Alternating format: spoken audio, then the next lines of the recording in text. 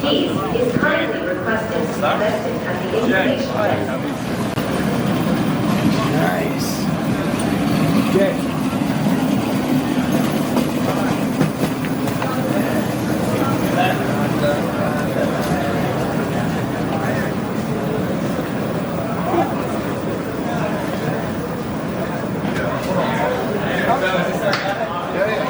How's it?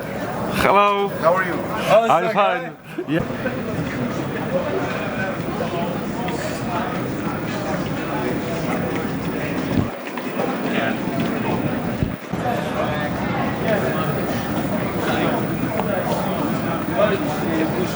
Who's that?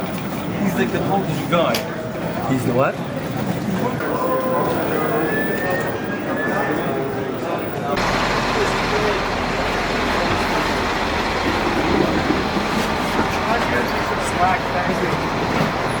Do it again. This country's great. Now go on.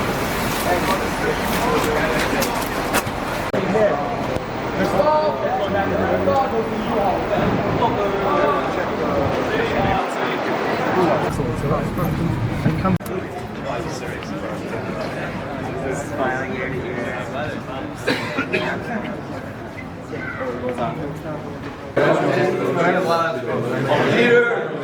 There he is! Behind the scenes.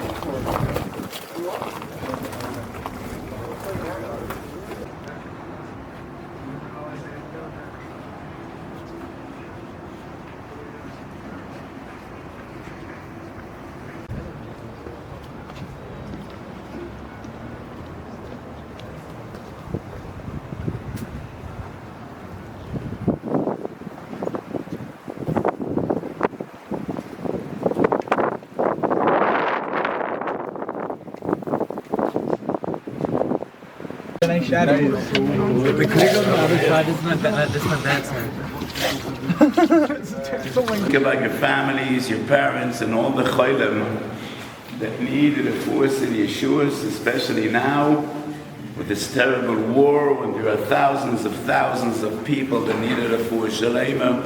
And when you say Baruch Oleinu, having said, think about your families, HaKadosh Baruch Hu should give panosa v'kavod, and especially when you say Atu choinen l'odam das, daven to HaKadosh Baruch Hu, we should give you all das and chachma and ahavas Torah v'yiras shemayim. This is an opportunity which you won't have for a while. So let's all do our best to daven b'chavod v'shalemu.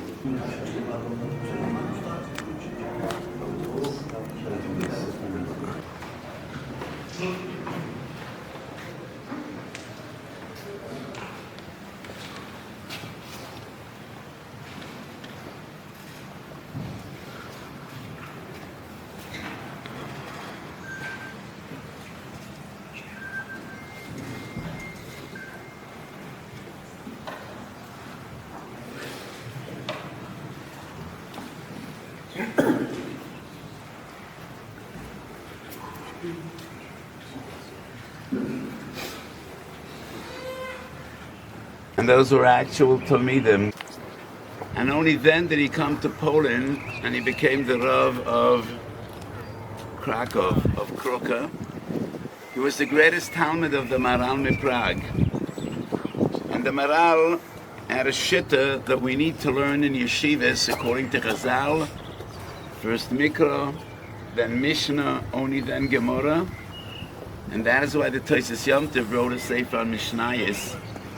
And he is considered the greatest commentator, the greatest mafarish of the Mishnah.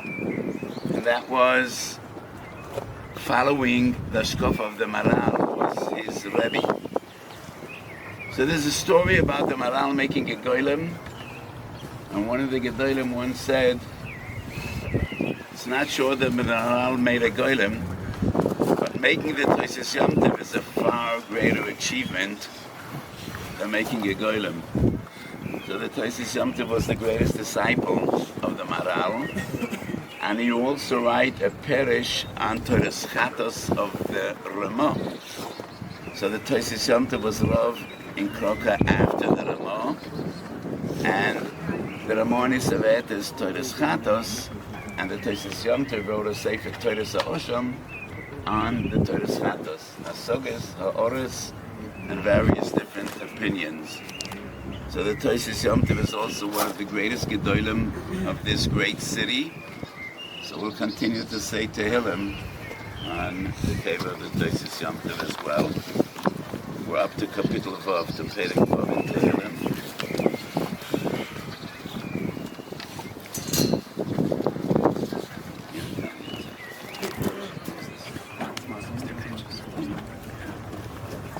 Perek Vav.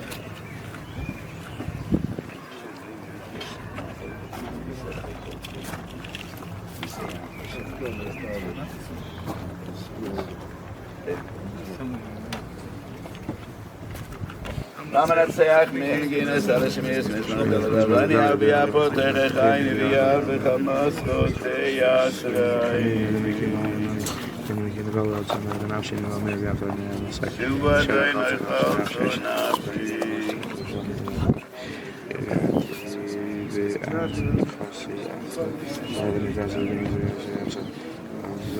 Voi shuvi balu moit koloi voi shuvoi voi shuroga.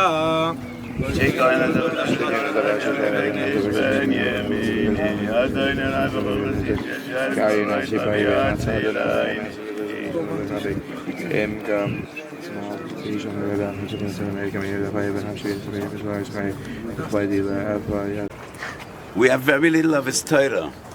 There's a small Sefer Chanukah Torah, which is primarily Divrei Drush from the Rebbe Reb Heschel. But Yagid Orav Re'eu, he was the Rebbe of the Shach, and the Shach was the greatest posek of them all. So from his Talmidim, we could just imagine his greatness. To my right next to the cave of Rebbe Reb Heschel, there's an inscription. We don't know who he was, but on the Metzev it says, Shenisraf al Kiddush Hashem. So obviously, he was burnt at stake. We can imagine, why was he Nisraf al Kiddush Hashem? Probably he was coerced to convert to Christianity, and he was Mekadesh Shem Shemayim, and he was burnt. To the left of Rebbe Reb Heschel is the Meginei Shloimo. The Meginei Shloimo is the grandfather of the Pnei Yeshua. And he wrote the Shalas Tshuvas Pnei Yehoshua. And his grandson, and his Sefer used the same name, Pnei Yeshua, but the Pnei Yeshua is on Shas, and the Tshuvas Pnei Yeshua is the Meginei Shloimo. Why did he call his Sefer Meginei Shloimo? It's an interesting Sefer. And he writes, I am a descendant of Rashi, and therefore I want to be Miyashiv all the kashas of Tosfos and Rashi. And Rashi's name was Shlomo, Rabbeinu Shlomo Yitzchaki, and that's why he called this Sefer Meginei Shlomo, because he's coming to protect Rashi. He didn't get very far, because if you want to be Miyashiv all the kashas of Tosfos and Rashi, that's quite an undertaking. So I think he only wrote on 2 or 3 Masechtas. It's an interesting endeavor, because he's an Einikel of Rashi. So the entire Sefer is to be Miyashiv all the kashas that Tosfos has on Rashi. So we will once again keep on saying Perkei Tehillim, Schusoim Togan Oleinu V'al Kol Yisrael, Amen. Perek Yud Beis.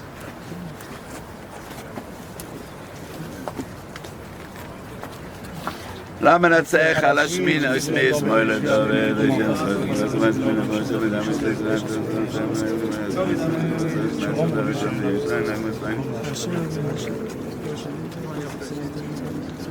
עתו עדיין תשמרם תצרנו מן הדוי Stworzyłem misalochum krum zulus לבני אדום.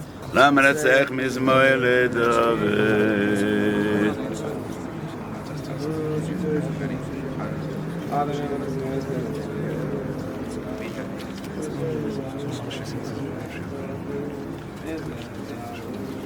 We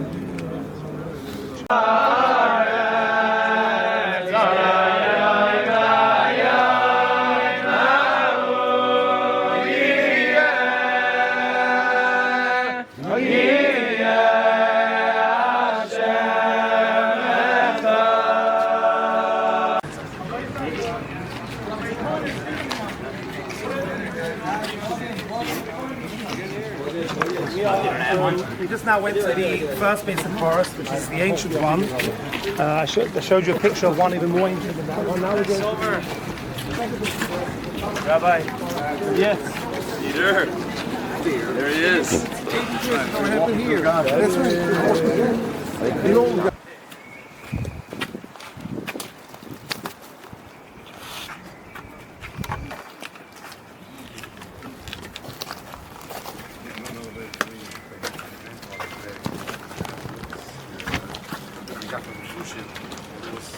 They didn't tell the family all the rules to say. And they had a word on the side of the cave in English, his name. Megillas Rus writes that one of the greatest chedushim of the Baal Shem Tov and my Rebbe, the Rebbe Melech Melezhensk, is the importance to do tshuva while you're young. And he says in times of yore, people became older, they started to think about the end of their days, the twilight of their lives, and that is when they did tshuva. But he writes it's very important to do tshuva while you're young, and that's what the Moavish Shumish writes in Rus.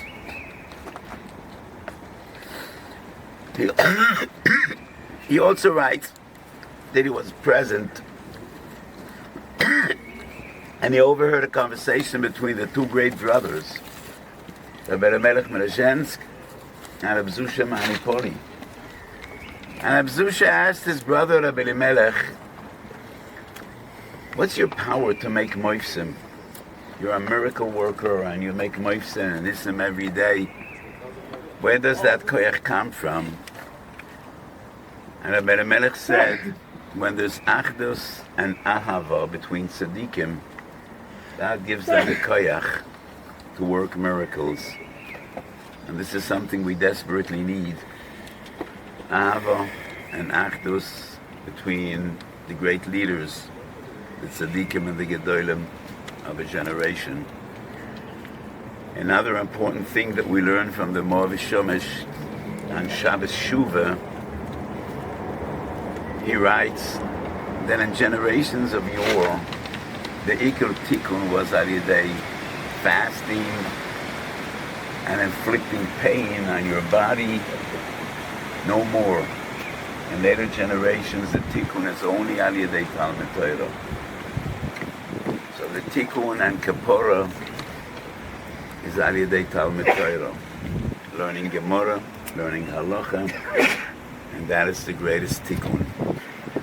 So this is the first kever of Talmidei Baal Shem Tov that we're visiting, and our Rosh Hashiva is, I think he's a chassid. He's a descendant of great tzaddikim, of Talmidei Baal Shem Tov of Chernobyl. As you know me, I'm a chassid. So we'll say some Pirkei Tehillim at the kever of this great tzaddik, Kodesh Baruch Yerachem Aleinu. We should know the Sodas Tovis and the Fuas and Yeshuas. Amen. Perek Chof Aleph. Lama netzech mizmer David, Adonai b'yosei Yisrael melech b'shas, Rama yogel miyoy, Tavas liber esat alei v'reshes vodom amenot uselot.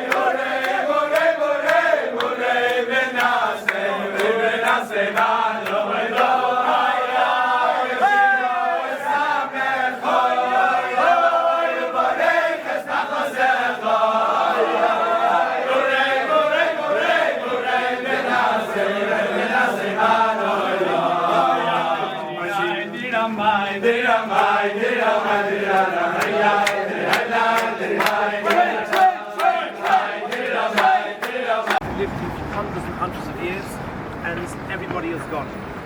Also, there are original photographs of people schlepping chairs into the ghetto, and they're using this also as a symbolism of the kind of things people brought with them into the ghetto. Yid with his wife and family, they're moving in this direction. Look for a moment at the building over there. This is the building that you're looking at over here, and if you look over here where my finger's over here, there's actually a window on the side of the building, and if you look at that building over there, can you see there was once a window there? Where my light is. One window there, and this is originally where they were standing. They are going now, little do they know, to Belzec, which is far eastern Poland, and it's known as the Forgotten Camp because 600,000 Kiyotze Mitzrayim Yidden were killed. Only Yidden. It's one of the only extermination camps where it was 100% Jewish. Most of Galicia ended up there, and there was basically one survivor that lived to tell the story, Rudolf Redder, who lived to tell that story. These people are all on their way, Rahman al-Islam, to Belzec, and they're now leaving in this direction where we're going to be going soon.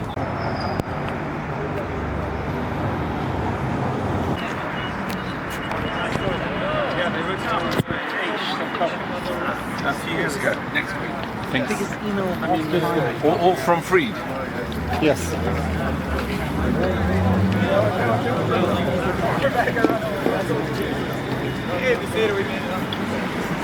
Wacław Nowotny, Paweł Wetzler, Marika Wozna, René Spinner, Artur Weinstein, Simone Zombie, Wacław Kroczowski, Iwan Iwanikowicz, Janusz Wajcik, Loren Berecki, Bernhard Rodowski, Magdalena Jaka, Szymon Szach. Stories of Messias Nefesh which need to inspire us. And the realization that we are the people of eternity. We are here forever. And no one will destroy the Jewish people. And that is only because the Kodesh Baruch Hu promised. And that's what keeps us going. So in less than a month, we will all sit at our own Seder. Own conversation, the Kol Bedorim. Oidam Aleinu Lachal Yiseinu. Kodesh Baruch Hu Matzileinu V'Yodam. So maybe this year at your Seder, you will appreciate more deeply what it means to be free, to be able to sit with your family around the Seder table and have somewhat bigger matzahs than they had. So this is the story of Auschwitz from our perspective. Remembering tragedy, trying to be better every day, remembering the Messiah's Nefesh of our Mercedes and our brothers and many others in this terrible place, strengthening our Amunah and B'tochen. We are here forever. We were the first ones to be around, and we are waiting every day. Okay, say Yom with total confidence, without any doubt, we'll make it. We'll get there. We've been through so much. Couldn't be amazing. Kodesh Baruch will come back to us, and we will come back to him. In this terrible tragedy, which is unparalleled in human history. The Shoah is unparalleled, not only in the Jewish story, in human history. Never before did a people systematically, like an industry, plan and implement the total annihilation of another people. One Beis Hamikdash had a political background. We revolted against the Romans and they responded and they were terrible. But we did nothing to the Germans. We didn't harm them in any way. So this is a tragedy unparalleled in human history. So this is the greatest mitzvah din and Hester point. But at Hester point there are always little signals of Rachamei Shamayim, and HaKadosh Baruch Hu sends us messages. I have not forgotten. As we approach the sign of Beit Ma'arai, and our wonderful guide will point out exactly where that was. The sadistic Nazis, when Jews marched off to work every morning, there was music playing, and there was a Jewish orchestra, Jewish musicians. And as part of the great deceit and lie and the sadistic torment, music was played when they marched off to work, sometimes when they came back from work. And I heard the story from the son of a survivor that was actually there, who was a musician who played a violin. And as part of that orchestra, Leah Yom Kippur, they come back from work. And the Nazi tells the conductor, what are you going to have today? And he started playing the Niggun of God Day. And the Nazi liked the tune. And he said, play it again. Second time. And then he said, play it again. So those Tzabrachani, the Leah Yom Kippur, had Kol Nidrei. So when I visited this place 15 years ago, I asked some of the people with us, and I asked my beautiful son-in-law, who was the Chazan in our shul, Yom Nero. So let's solemnly sing Kol Nidrei, walk under that gate of our Beit Ma'arai.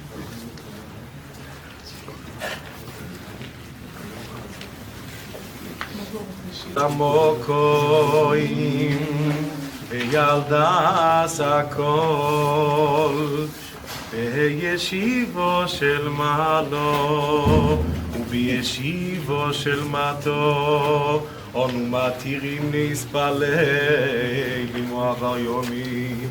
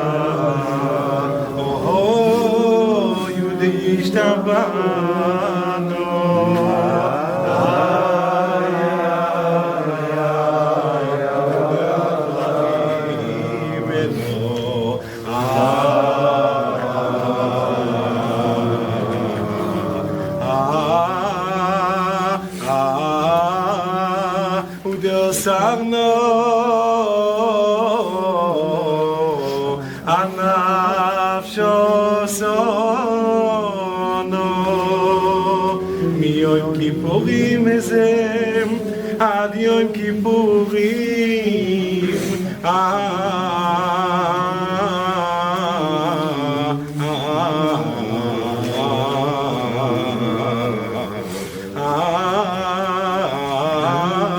אבולנו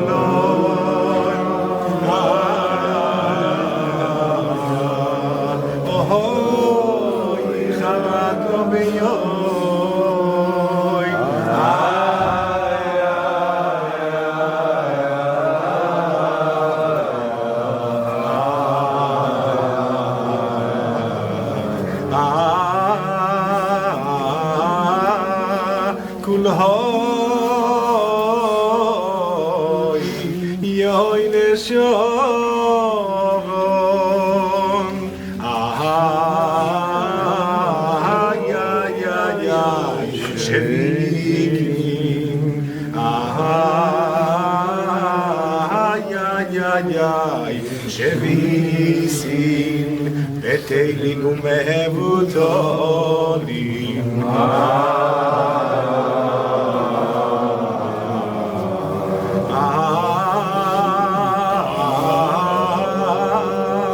לא שרירים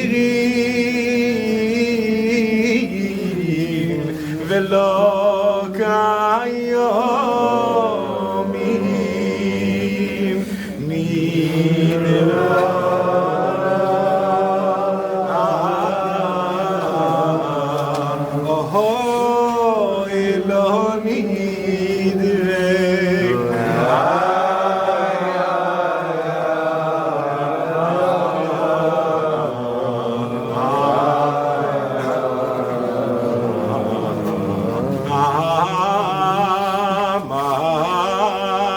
וסורון אלו סורי יושבו סונו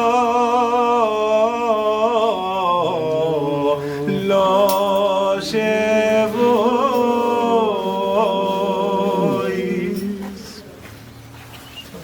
So let me just, why is it that we're so moved by Kol Nidrei? And he expresses his shua,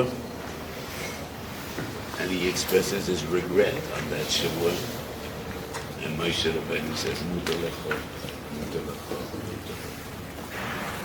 So my feeling is, that's Moshe Rabbeinu. We don't have the chutzpah to turn to HaKadosh Baruch Hu, but that is what Kol Nidrei is all about. Just to invoke Klapei Shemayim. The Bnei Shalom, you remember, it happened once in the past. Moshe Rabbeinu asked for forgiveness. And you said, I made a shua.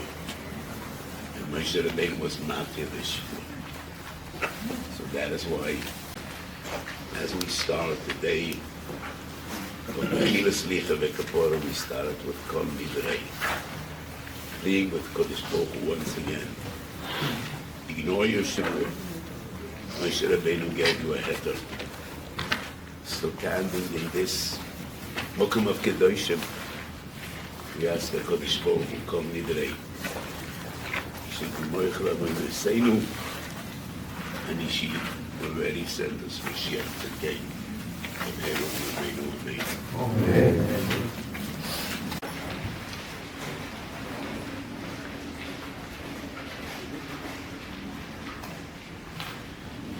Who he was, and he said he's the son of Tzadok, the Robert Ratzfeld. He told him, you don't touch my beard. And he said, I have to, that's my job.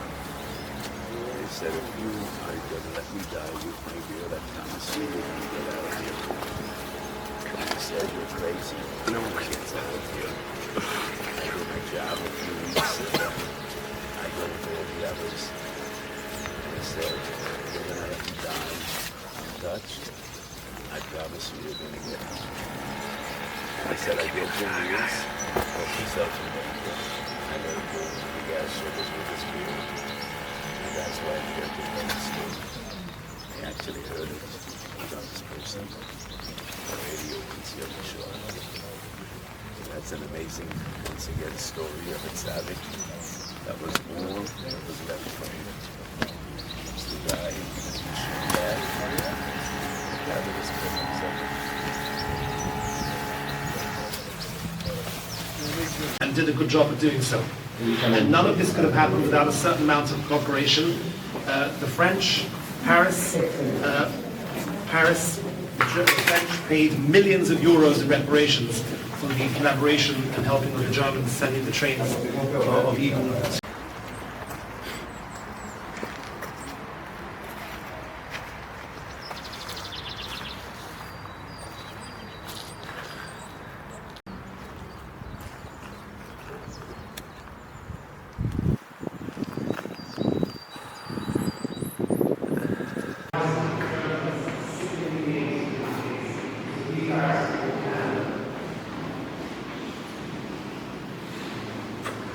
This is what we see prosthetics. People who were maimed, people who were handicapped in one way or another. And by the way, you see mountains of shoes. Notice some of the shoes you can see are tight. This is the last instruction that we got in the gas chamber.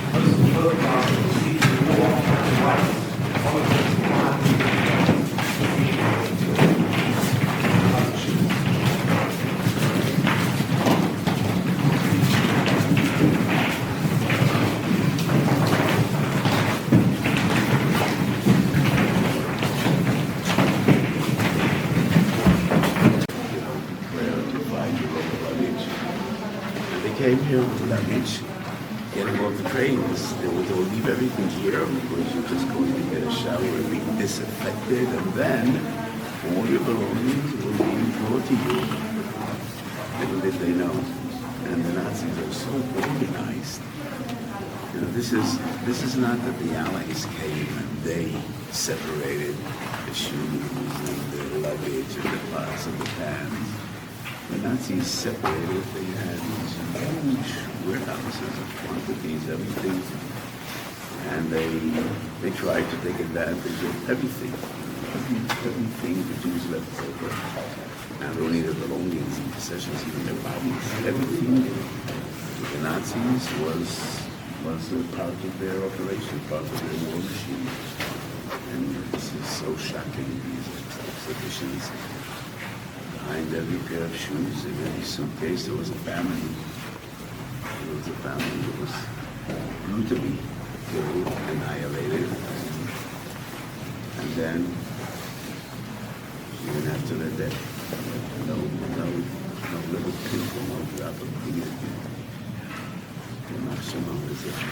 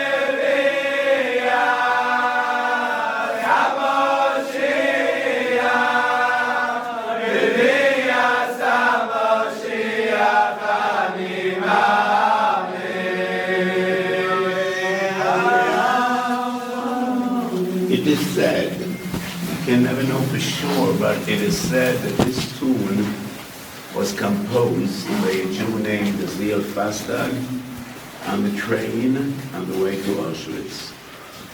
He was a composer from Jew. We never know, but it is said that Fastag composed this tune on the way to Auschwitz. And nothing symbolizes eternity more than after 80 years in a gas chamber in which Jews breathed their last breaths of life, we come together and sing Ganimam. So one more time, let's make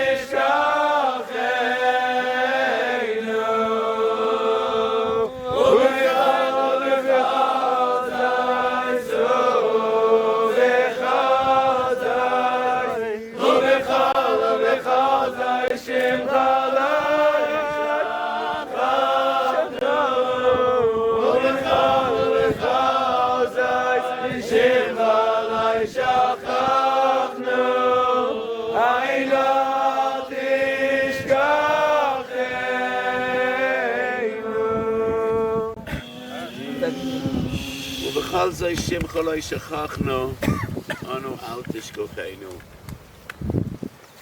Kodesh Baruch Hu never forsakes us, and we never forget Him. That is our bris. That was our covenant with the Kodesh Baruch Hu. So let me explain what this site is and what these pools are. As we just heard, those were the gas chambers, the crematorium, and before the Germans fled, the Russians, they bombed all this, hoping to erase any zeicher of the horrors that went on here. But we do know what is left. The ashes are beneath these pools. Tens, maybe hundreds of tons of ashes. And ashes don't absorb water. The earth does. That's the way Kodesh Baruch Hu created the world. And the ashes clog up beneath these pools, and that is why the water is never absorbed into the earth. So let me tell you a thought about ashes. Avraham Avinu, the first of our fathers, said, "V'onochi ofar ve'efar." Many interpretations about V'onochi ofar ve'efar. In Brachas Yud Zayin, when Chazal give various tefillas that the great Amiram said, "L'bosar d'isayim tzeloisei." One of them is "V'nafshi ka'ofar l'chol tihiyeh." Places explains, Ofar cannot be destroyed. Man has devised the means to destroy everything. When an atom bomb is detonated, everything is destroyed. Even steel burns. But nobody can destroy the earth. The earth is forever. So Taisus explains, Nafshiko ofar l'chol tihiyeh, ofar einoi mekabel koloya. The earth cannot be destroyed, and we are like the earth, and that is Avraham Avinu's promise. The Maharshal in Chacham Shloimeh says, "Vani shumati," I heard another pshat. Ma ofar hakol dorchem oleya, uvesav hi doreset et kula. The earth waits patiently. We trod upon the earth 70 years.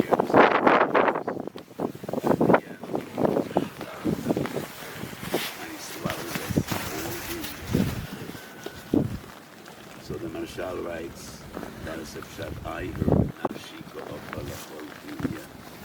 We should patiently wait, trodden upon by all the others. The torment and torture us throughout the ages. But we know, at the end of the day, that is Ofar.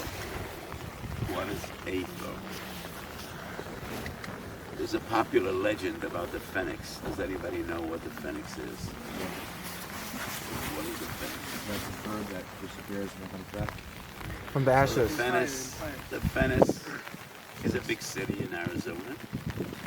But the popular legend says that the Phoenix is a bird that lives 1,000 years. And then he soars up to the sun, coming so close, parched by the sun, reduced to ashes, and born again. That's a popular legend. But the source is in Bereshis Rabbah, Perek Chod Zayin. Chazal explained a pasuk in Iyov. I will live as long as the Chol. And the Medrash says, it's also briefly quoted in Rashi, Sanhedrin and Kuf Amud Beis. Of Echad Yesh Ushmei Chol. The name of this bird is Sand, the sand bird. Lives 1,000 years. According to our sources, it doesn't soar up to the sun. But fire bursts out of its nest, it's reduced to ashes, and born again for another 1,000 years. Hitler Yamach Shemai spoke about the 1,000-year Reich. Niba Alayuda Mandi about 1,000 years. That is the Ephah. That is the Ephah of Achal. And how interesting. This bird represents Achal and Ephah. It is called Chol. It's the ashes and born again. 1,000 years and another 1,000 and another 1,000. So Hitler Machshamai spoke about the final solution and about a 1,000-year life. The number 1,000 years is our number. That's our phoenix, that's our Alpha Coil. Lord Narashi is the heavenly group on the base. And the final solution. So the Nazis will live in shame, infamy, for the rest of posterity forever. We're the Sanhedrin. We're here forever. Rome Avinu, the very first Jew, the first of us, the Almighty of our way. We will never be destroyed. We are here forever. Like that, time to dine and used to ashes. So boys, you're American kids. Who knows Tom Sawyer? Yeah. Who wrote Tom Sawyer? Mark Twain. What was his name? Samuel Clemens. His name was Mark Twain. He was described as the father of American literature. So I quote him. He has an essay concerning the Jews. And sometimes it gives us chizuk to hear how goyim see us. Not only our Goyim. Twain has an essay concerning the Jews. He was born in Missouri. I don't think you know where he is. He's a very famous writer. He writes, this is the strange people. Mighty nations in due time become tired, weary, and they wither away. Mighty empires. But the Jews, whenever they seem to be going away, they always come back, reborn, and always stronger and greater than they ever were. This is a strange place. So, laughter, like go to the after that in the morning. And yes, we are a strange family. Because we are a British people. We are the chosen people. And after such a day, and the days going to end, and see we're going back up to the beacon. So the message we take away from this horrific place, I'm going to say Kaddish, remembering the millions of Muslim loving parents, loving children, who perished here at the hands of murderers. They provide heaven. Their hearts, their grandchildren, and millions of people, especially Jews, visit these sites every year.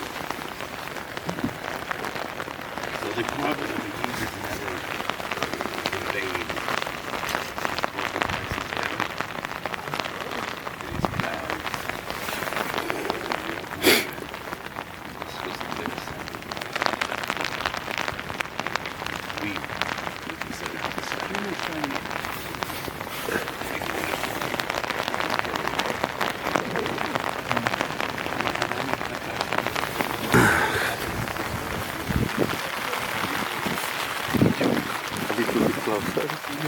Thank you very much.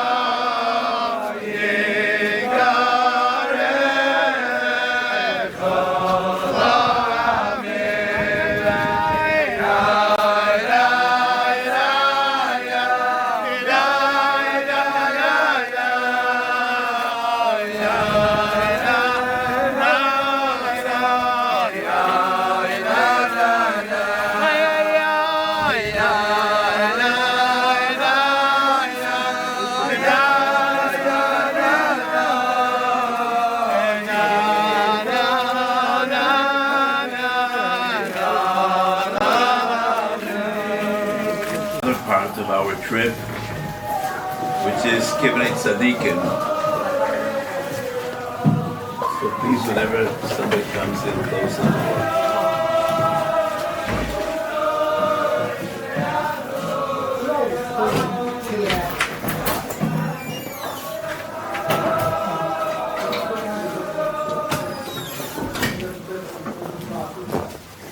Right now, in a few minutes, we're going to be visiting the cave of the Divrei Chaim of the Tzanzarov. Who was the Tzanzarov? And what is unique about him? He really was unique in the history of Hasidus. No other Hasidic Rebbe achieved the status of the Divrei Chaim as a Poisek Hador. Many Hasidic Rebbeim were known to be tremendous Talmidei Chachamim and Gedolim. Just to note a few of them, the Yisharim, the Tzemach Tzedek, the Avnei Nezer, the Tzachar, they all wrote Gewaltige Sforim, the Sfasemis. The earliest Doides of Hasidim, one of the Talmidei Baal Shem Tov was the Meir Nesivim, Kosher Sefer Shalas Utshuvas, but none of them was considered the Poisek Ador, and the Divrei Chaim in his day and age was together with Reb Shlomo Kluger, Reb Yosef Shor Natanzon, the Shoyla Meishev, and they were considered the Poiskim of that generation, and every difficult question that came up, the Divrei Chaim had his word as his opinion. So Divrei Chaim was not only probably all of the Hasidic Rebbeim achieved the greatest acclaim, the greatest status and renown as a Gadol B'Torah. And we have the Shalas Yeshuvas Divrei Chaim dealing with all the shilas and all the controversies of his era.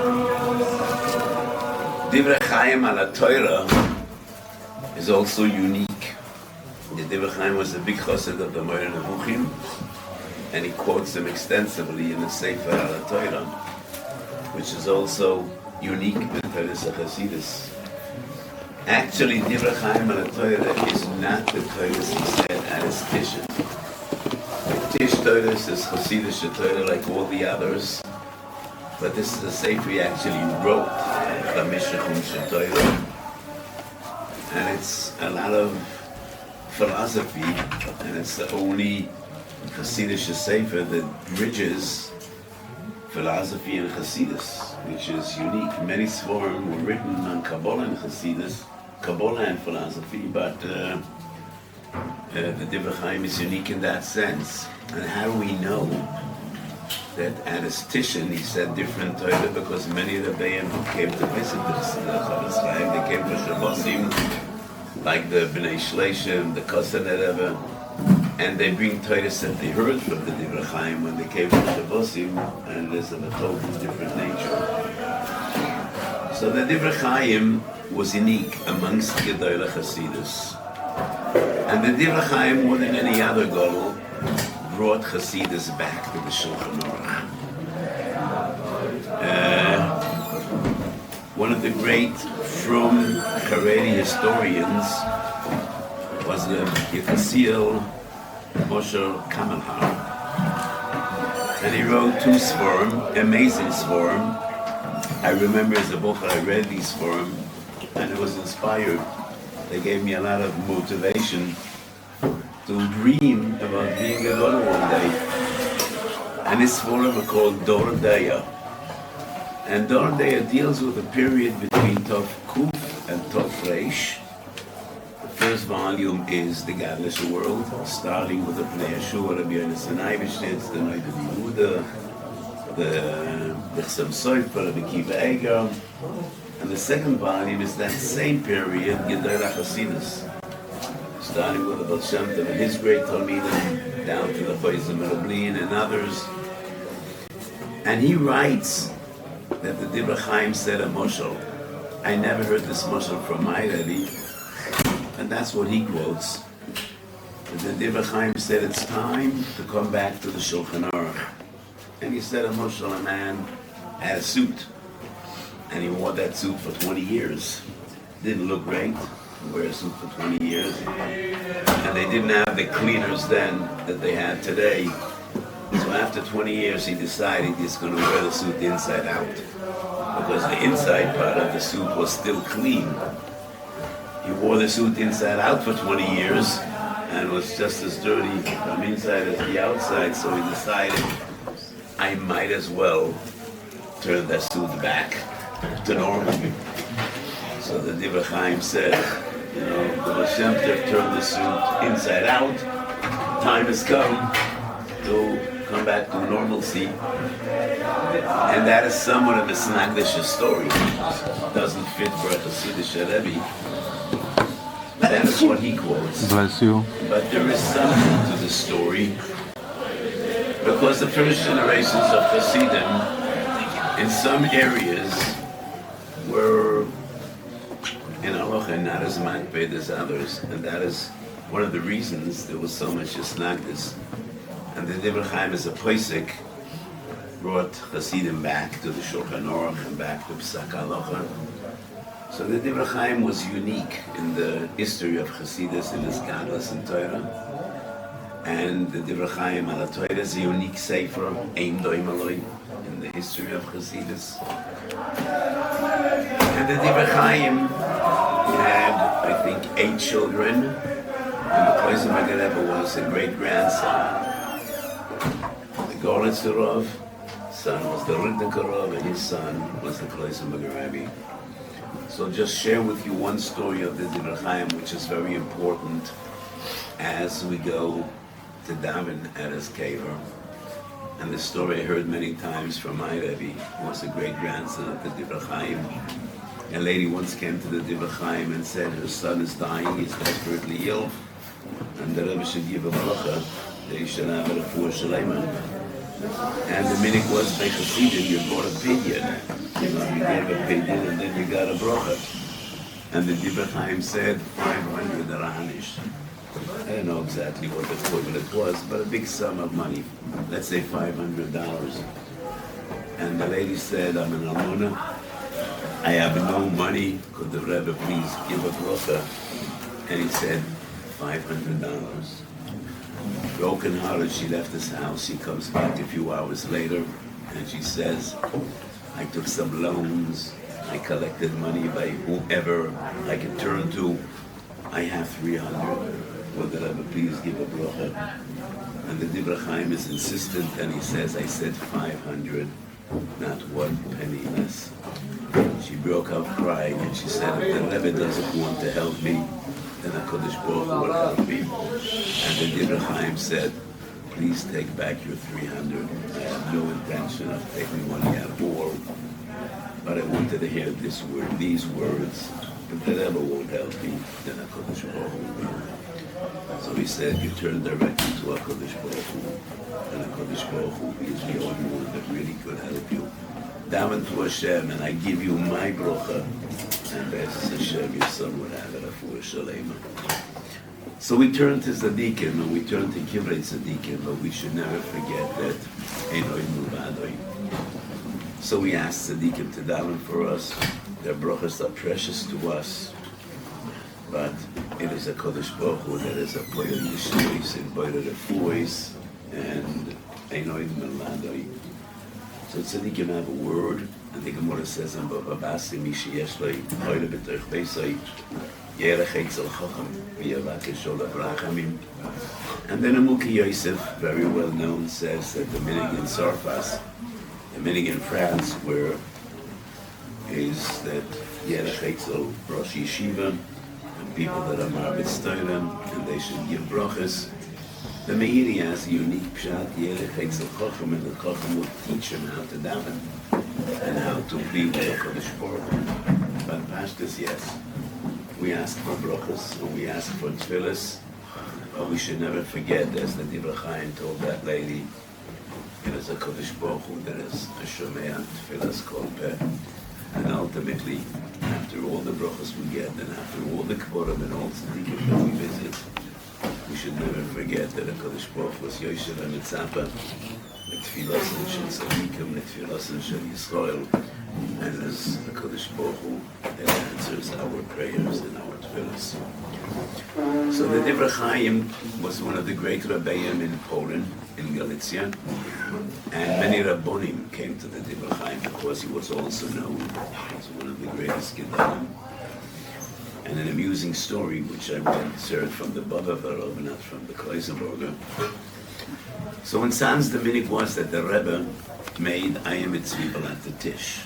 You know, he cut the egg, he cut the onions, he put the oil. I don't do that, I'm not such a big chassid, but some of my brothers still do that. And every Shabbos morning, they make the ayam mitzvah themselves. So the story goes, one of the Gedolim that came from time to time to visit the Divrei Chaim was Rabbi Yitzchak Aaron Ettinger, who was a nephew of the Shoah Mesher. He was the Rav in Lemberg, very choshev Tshuvas Sefer, Tshuvas in Hariyah Levi, Rabbi Yitzchak Aaron Levi Ettinger, who wasn't a chassid, but he came to the Divrei Chaim. And once he asked the Divrei Chaim in the middle of the dish, why do you do this? I mean, can the Rebbetzin do it, or the Gabbai, why do you need to do this yourself? And the Divrei Chaim said, there are so many shyness regarding doing ayam mitzvah, toichein, lush, so I prefer doing it myself to make sure that nobody did any aveda preparing ayam mitzvah. And Yitzchak Aaron Ettinger said to the Divrei Chaim, it's not the first time I'm here, and previously other people asked the Rebbe, and once an Amoritz asked the Rebbe, and the Rebbe said, I like it when it's fresh, before the onions lose their sharfkeit. And then a Rebbe asked the same question, and the Divrei Chaim told him that all the Machol Shabbos are the gematria, the equivalent of 14. If we take,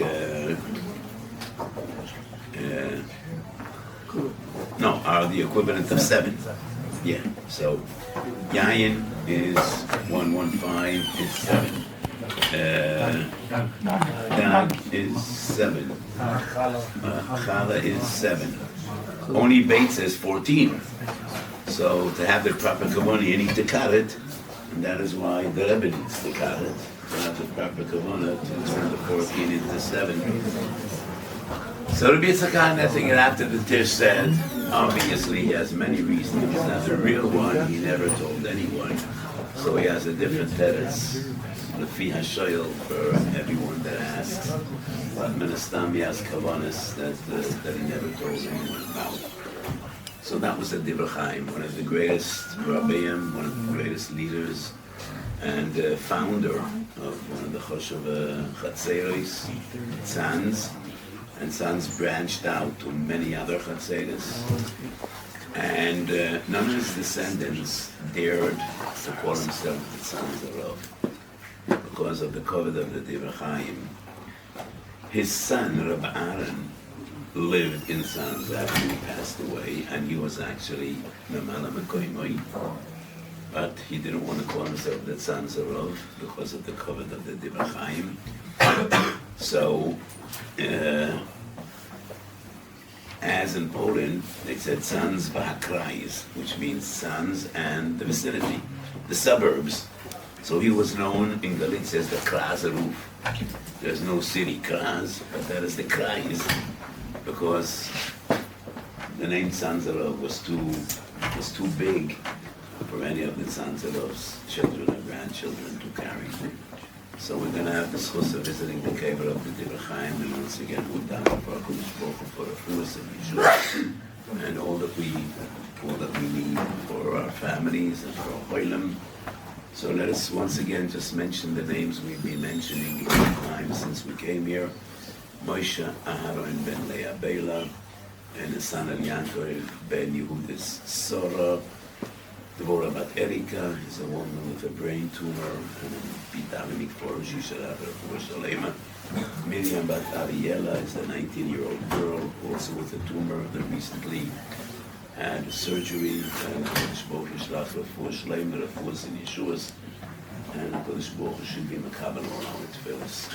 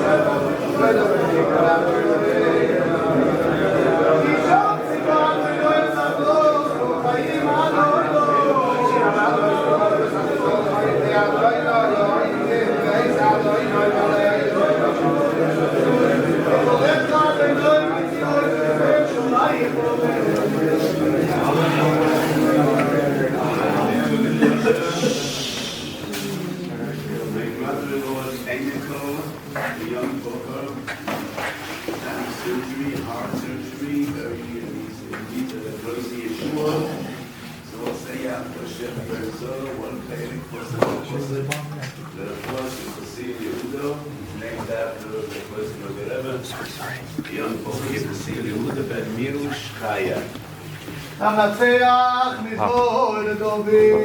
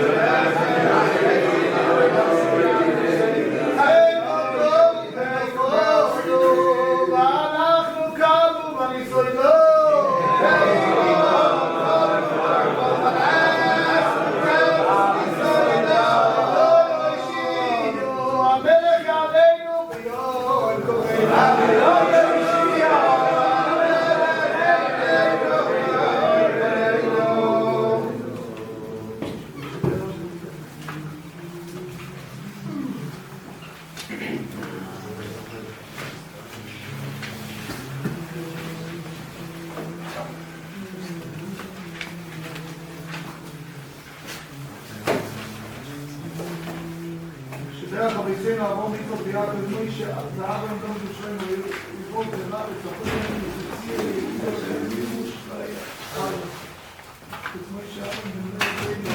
בעבור שכל הכל אוהבים תהילו בעבור, ושכר זה הכל לשבור כל יום ונרחם עליהם, להכלימו ולרפוי ולהכלימו ולחלל איש לבלהם נעירו ולכם השמיים לדרם אך יבריהם בשופע דיבר בסוד שער כל אלי ישראל אשלו בעבור בזמן קוראי ונאמר אמן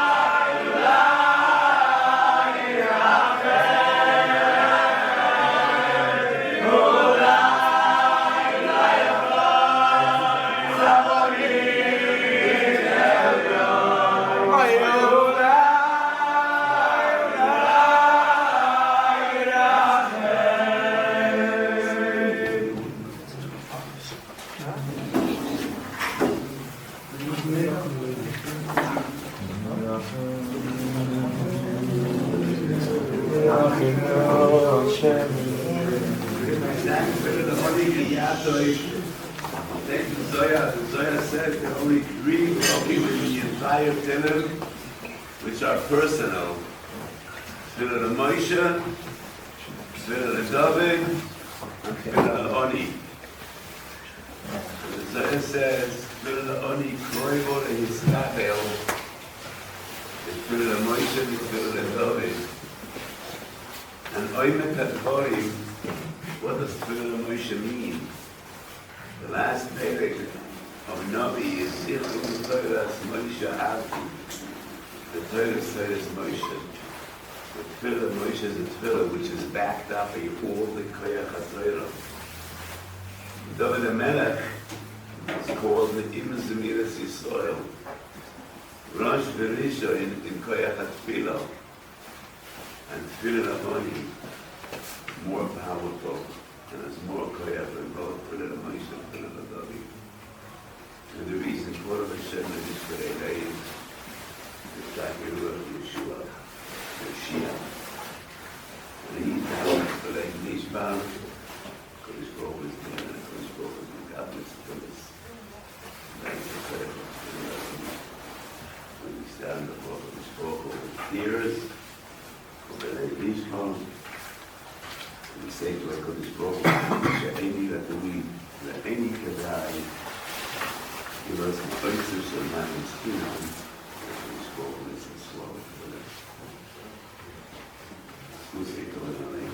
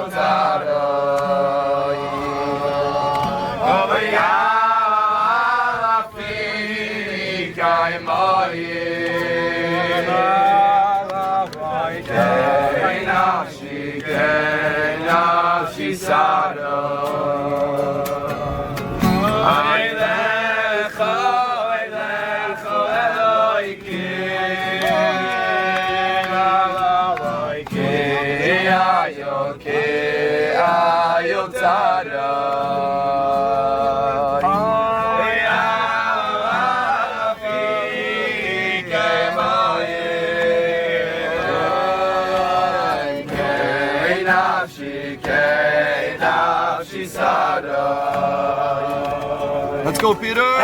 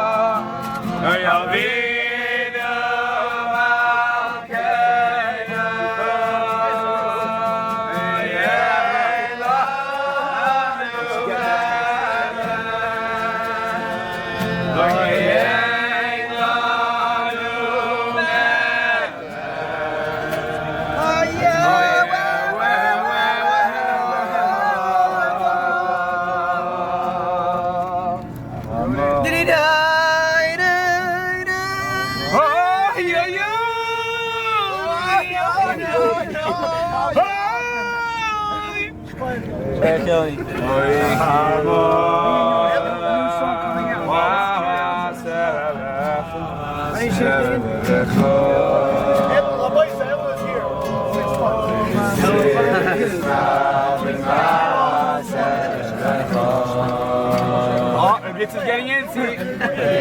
Yes, candy. Yes, candy. Candy. Hi,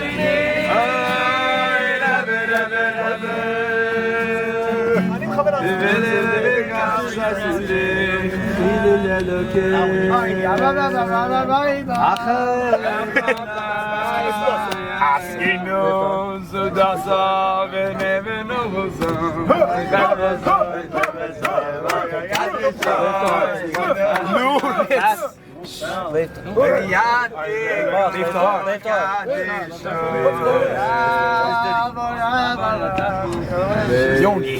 Jesus geht mal in den Feld.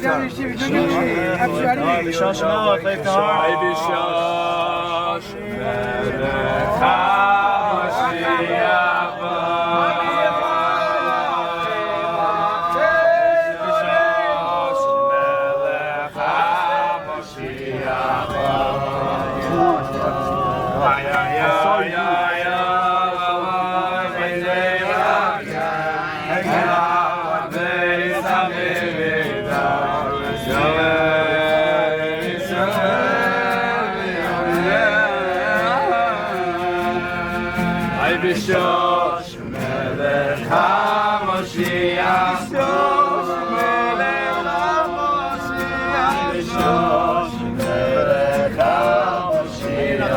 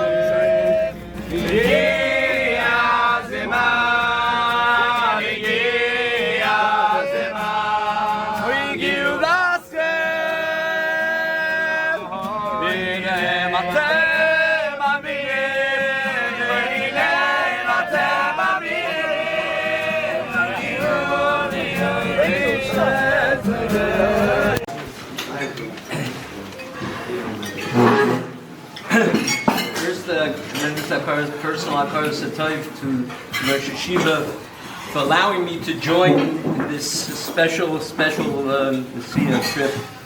And the truth is, and now I think we're about at the halfway mark already, and my hakaras hatov is so much greater. That's so much greater appreciation of what it means to have been able to join with you. I must say, when I was, my son asked me if I might be interested in coming, I had certain hesitations. But then I realized that I would be able to spend time with Rabbi Byron was a very special thing. And then to hear that be able to spend some time with the Rav, that certainly was very special. If you'll ask me which of the two is more special, I don't think it's here the covet of the Rav when I say it's pretty equal, because I see the Rav likes to be with the Mishpacha too, so it's a special schus to be with both of them.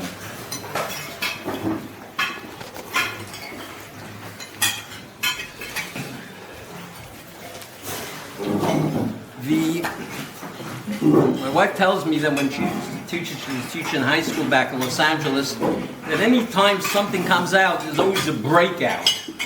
So I'm going to go back and tell her that when I'm together with Stworzyłem, there's also always a breakout of niggin, a breakout of dancing, every opportunity that they have, and it certainly has lent a tremendous amount to this event. Of course, I do want to express a talk to observe for the Masada things and for Yossi Cohen for tremendous mind and tremendous insights and gained so much from it. The Rav mentioned that there are 3 points in this trip. And I'd like to suggest, me personally, there was a 4th very important point. The Rav said that we have a mitzvah to remember the same way good things, we also are obligated to remember the tzaras, the tanesim, also to hear the stories of the Mesiras Nefesh, of people, and when we hear these things, it makes us improve. That's the achayiv. The third thing that the Rav mentioned is to realize that Klal Yisrael will always be here. Despite all the efforts that they've had, the whole Dor V'Dor, L'chalei Seinu, we're still here. And I'd like to elaborate on a few words of the Rav, but I'd like to suggest, to me personally, it was a very important 4th thing. I learned so much. Learned so much about the Gedolim and what they were and what they represented and the Mekaymis. And so there was a tremendous learning experience besides the 3 Nekudas that the Rav mentioned. But I'd like to just elaborate. The Rav said that he said 4 words. When he said Klal Yisrael will always be around, and we're doing pretty well. what is perhaps from a certain perspective, person who's been around a lot longer than most of the Talmidim for sure, certain perspective on what the Rav meant. I was Zeichel many years ago to go together with the Kvutza of Rabbanim and Menalim to Eretz Yisrael, and we got to see the Belzer Rebbe. And the one who was leading the Kvutza, Zalman Uri, who had been in Kletsk, born and raised in Kletsk, he asked the Belzer Rebbe, what should we tell our Talmidim about the Holocaust? He had lived through it. What should we tell our Talmidim? And the Belzer Rebbe thought for a moment and he said, this is what you should say. The same way, you have no conception of the Churban and what was it all about, as the Rav said, is not for us to think about. We have no way of how this whole thing could have happened. But he said, tell the Talmidim that it's just as much. We cannot understand the rebirth of Klal Yisrael. You know, we talk about the Mir Yeshiva, which we all had Rabbeim who came from the original Mir. The ganze Mir was 400 Talmidim at that time. And what it has grown to now in the thousands. When I came to Be'ez Medrash Gavoas, 1967, there was one base medrash and you couldn't fill it. Now there's 7, 8 humongous Botei Midrashim. And the kvutzas and the amount of Torah that is going on, not only in Eretz Yisrael, in America, even amongst the more modern people, if you're not learning anything, you're upgefret. You're not going to Daf Yomi, you're not going to a shir. The amount of explosive growth of Torah. Rebbe told me that he went to Lakewood when it first started, Chatzkel Lichten Zatzal. He told me he got married, and people would ask him, what do you do? He said he could not tell them that he's in a kollel, that he's learning full time. They would have thought, like, what are you saying? What does that mean? He used to say, I have some kind of a job in New Jersey. The growth of Klal Yisrael is not fathomable. Rabbi Yaakov Kamenetsky Zatzal, when the establishment of the Eretz Yisrael, 1948, he said he viewed it as a caress on the cheek of Klal Yisrael. Klal Yisrael had suffered such a patch, such a terrible Yisurim, and now HaKadosh Baruch Hu, gives a little caress that I'm still with you, I'm still here. We know that the bracha of the last bracha in benching is because of Aruge Beta was Zeicha to Kvura. So there was Zeicha to Kvura. It was a Churban Aruge Beta, and yet it showed that HaKadosh Baruch Hu is still with us. HaKadosh Baruch Hu is with us. We're flourishing. We're doing tremendously, and I can only express to the Bachrim who are here, we're steiging, bring such a ruach. I certainly go back and say one of the highlights of this tour, this trip was when we were in the guy's chamber, Ya'ani Mamen, that was sung by the Niggin that was Mischadish in Auschwitz. And the warmth of all the Bachrim, it's something that is amazing to me. And I'm so happy that my son is able to be part of such a ma'aseh. You should continue, Birchas Hedyot, you should continue to grow, to become outstanding Talmidei Chachamim. Klal Yisrael needs you to be the leaders of the next generation. You should go Mechayel L'Chayel, Rosh Yeshiva. You should continue to grow the yeshiva with tremendous nachas from all the Talmidim. Thank you. The privilege, the zchus, and the opportunity. So I see the Talmidim once a week, Friday morning, but I don't have many opportunities to interact with them, and I am extremely impressed. First of all, by the energy you young guys have, but about the warmth and the hislavis and the singing and the dveikus, and it's a privilege to be involved with the yeshiva like this. And my personal bracha to each and every one of you, you should all grow and prosper and come closer to HaKadosh Baruch Hu, and you should be zeicha to be mekadosh Shem Shamayim every day of your lives. And it means a lot to me to have a kesher, to be associated and to teach in the yeshiva. So as we go from one kavod to the other, I just give a few words of introduction. We shall know something about the giants. We are visiting their kvorim. So the Bnei Yissaschar was, we use the word amazing in a very exaggerated way. Almost everything is amazing in our world. But the Bnei Yissaschar is really a phenomenon. The amount of Torah that he wrote, he was a Mayan Hanoiveya V'Nohor She'enoi Poisek. I made a comment in the basic course in Krakow. Some of these Gedolim passed away at a young age. The Bnei Yissaschar was 58 when he passed away. And today 58 is considered very young, In our world today, you become a Gadol when you're 90 years old. And he was 58 when he passed away, and what he achieved and the amount of Torah that he wrote is unbelievable. Kol chelkei Torah, halacha, lamdas, kabbalah, chasidus, mamish hamayin hanoiveya.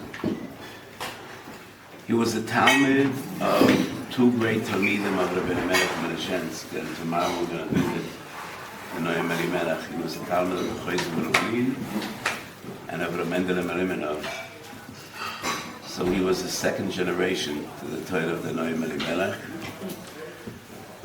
And in two different places, he writes why the Chayzer was called the Chayzer. The Chayzer is either the seer or the visionary. In Agad Perk in Parshas Pikuda, he writes that the Chayzer Melablin, first 12 days of Chodesh Nisan. Chodesh Nisan is Rosh Chodoshim. Every one of those 12 days, he saw everything that will happen in one of the 12 months of the year, the Ruach HaKodesh. In another place, he writes that the Chayzer had total control over his eyesight, and he saw nothing that didn't contribute to his avodas Hashem. And he could look at you and not see you. So the Chayzer was a Pele, and the Derech Pikudecho, the Bnei Yissaschar, writes two different reasons why he was called the Chayzer.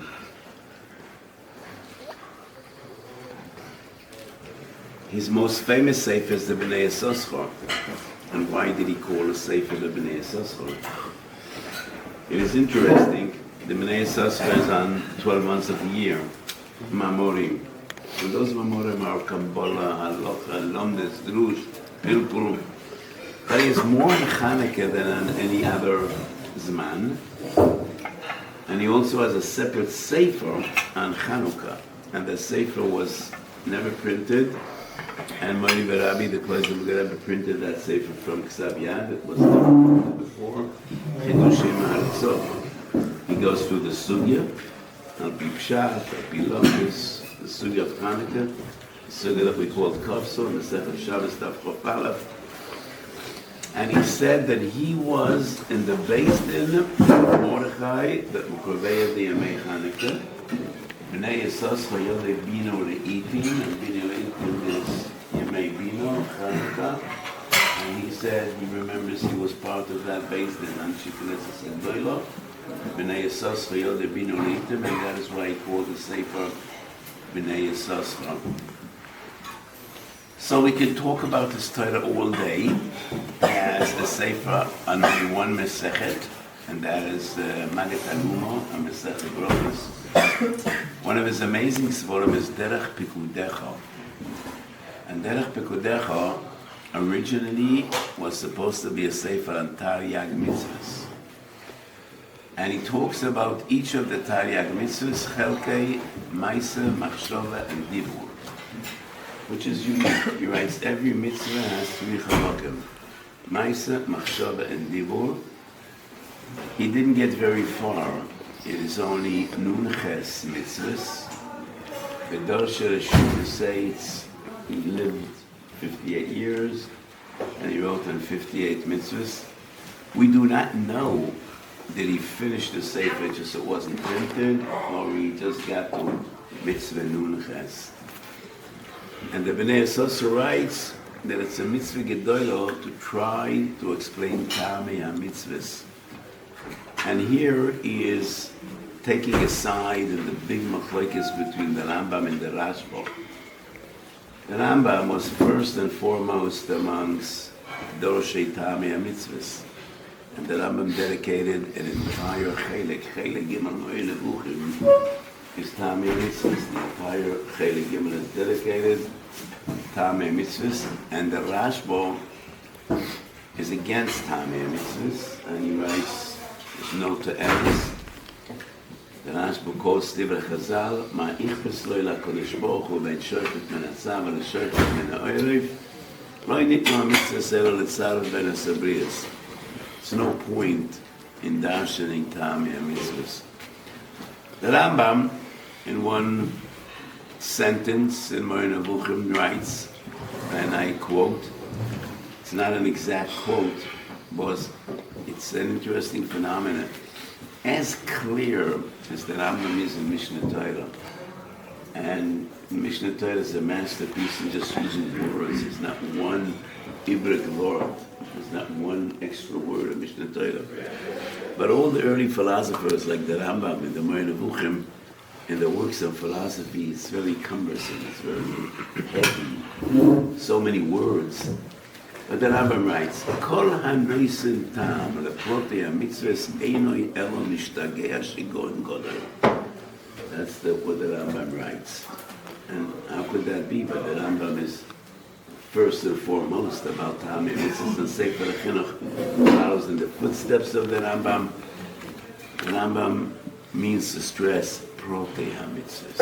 We don't explain details. We could understand what the mitzvahs are about, what they come to teach us, but we have no way of explaining the protei.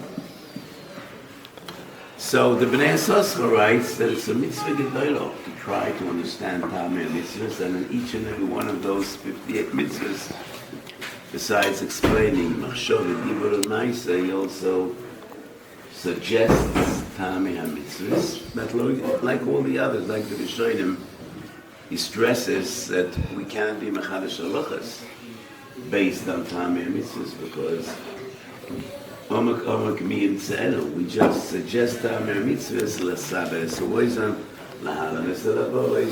to make the mitzvahs more meaningful in a practical way, but these are Sodas HaTorah in which we will never really understand the depth and the breadth. One more word of the Sofer in Agra Dekala, he writes, David Shomru Nafshi Ki Chosedoni. And he writes, Chasidim need a special Rabbeinu Min HaShamayim, because if you're not a Chosid, you have any doubt, any suffix, you open the Mishnah Berurah and you know what you're supposed to do. But a Chosid has many Inyonim beyond the Mishnah Berurah. And he gives an example. Chosid will be Mabatel Tefillah because he doesn't have a gartel. And he thinks he's a big Chosid and a big tzaddik. So he says David HaMelech was a Chosid, and therefore he has a special prayer and a special Bekosser, Shamru Nafshi Ki Chosedani. So please keep me straight, keep me on the right track. Don't let me go overboard. Don't let me do nonsense. I am a Chosid, but I should not go astray, and I should know what is the halacha and what am I supposed to do in every step along the way. So the Bnei Yissaschar once again was one of the great Hasidic Rabbeim, and also, as I mentioned before we visited the kever of the Divrei Chaim, he wasn't one of the great poskim of his generation, but he definitely was an unbelievable Gadol Yisrael and the Ish Eshkolos and all Chelkei Torah, and the amount of Torah that he wrote is just unparalleled.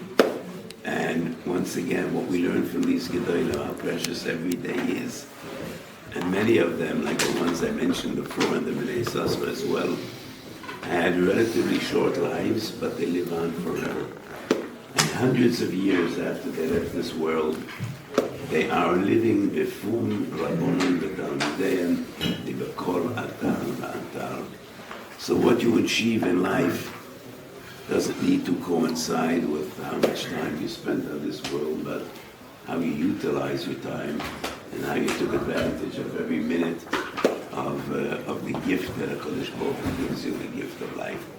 So when we go to the cave and we know something about these Gedolim, I think the tefillahs are different.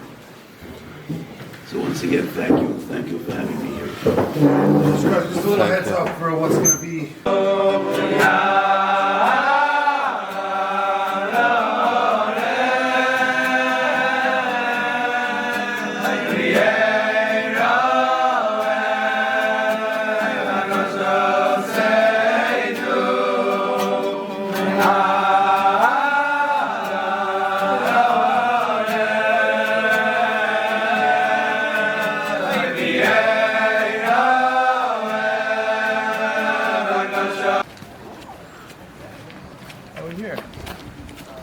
Experienced the Polish mud yesterday, and one of the wheels of his horse-driven cart sank into the mud. So the Malagola goes out and pushes and he huffs and he puffs, but nothing working. He can't get it out of the mud. So with trepidation, he walks to the other side and gently knocks on the Rebbe's window. And the Rebbe opens up the window. And the Balagola says, Rebbe, I know it's totally inappropriate, it's a pasnish, but if the Rebbe wants to go home, I don't see any other option. Maybe the Rebbe comes out and we'll try to push together Toiga Mashnayim in Echad. And the Rebbe Shitzerov leaves his seat, and together with the Balagola, they both push. Doesn't move, it doesn't budge. So the Rebbe Shitzerov looks up to the heaven and he says, Rabbi Shalom, I know we're stuck in the mud because you want us to do tshuva, but it's a bit hard to do tshuva when you're soaking wet and you're up to your knees in mud. Bring me home. And I promise to do tshuva. And he wasn't talking about his personal travails in the Polish mud. He was turning in a Kadosh Baruch Hu, saying, Rabbi Shalom, we're stuck in the mud for 2,000 years, and I know what it's all about. You want us to do tshuva, but it's hard to do tshuva when you're cold and shivering and hurting and you're stuck in the mud. Bring us home, and I promise we'll do tshuva. So Knesset Yisrael, the Medrash says in Parshas V'Zayis Bracha, please with the Kadosh Baruch Hu, Hashivenu Hashem Elecha v'noshuva. But HaKadosh Baruch Hu says, Shuvu Elai, Vashuvo Ereichem. So we say to the Rav Shizerov, 200 years past, we're still stuck in the mud. As Rabbeinu HaKadosh, please, now up and get Eden closer to HaKadosh Baruch Hu, see to it that HaKadosh Baruch Hu takes us out of the mud, and we promise to do tshuva. So HaKadosh Baruch Hu is waiting for us, but we're waiting for him.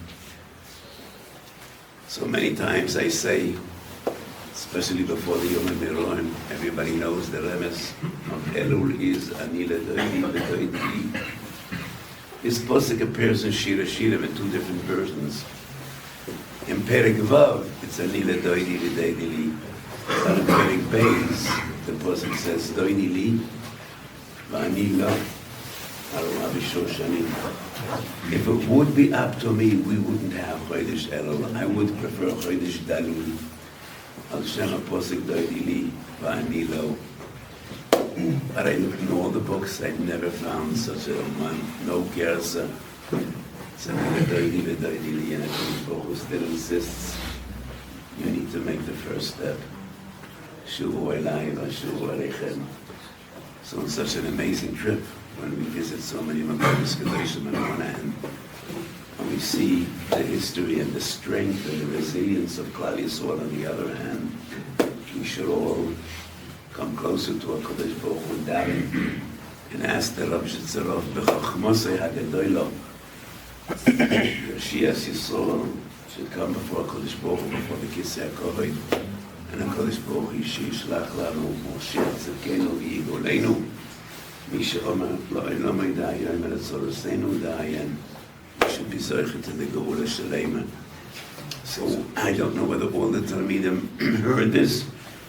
At the Rosh Hashiva this morning, just came with the Surah Torah. We've been davening since we arrived here from Moshe Aaron ben Leah Bela, and the first time in I think 6 or 7 weeks that they weaned him off the respirator, and he was up for a few hours and he responded. So Tfilas our answered, and we keep on davening for all the Cholim, and we should only hear the Seres Teiros.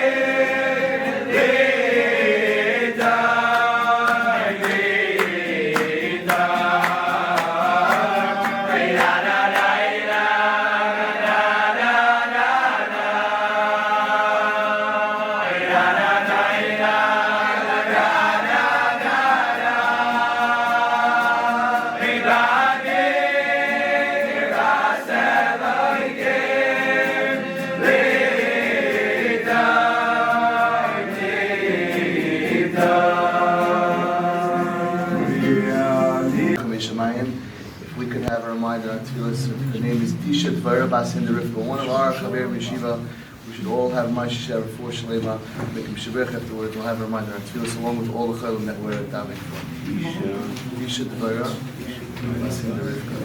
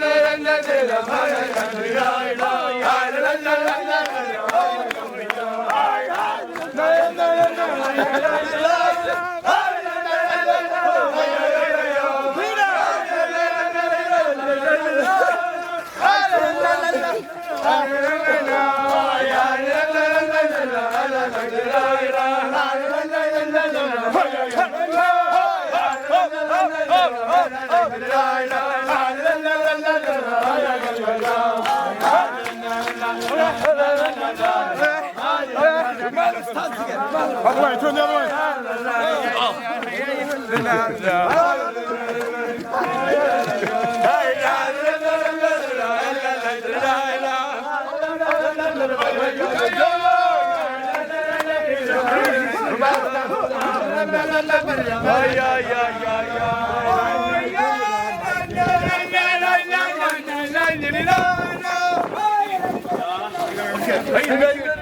Examples of Koide Briyasis, Amoitze Klayim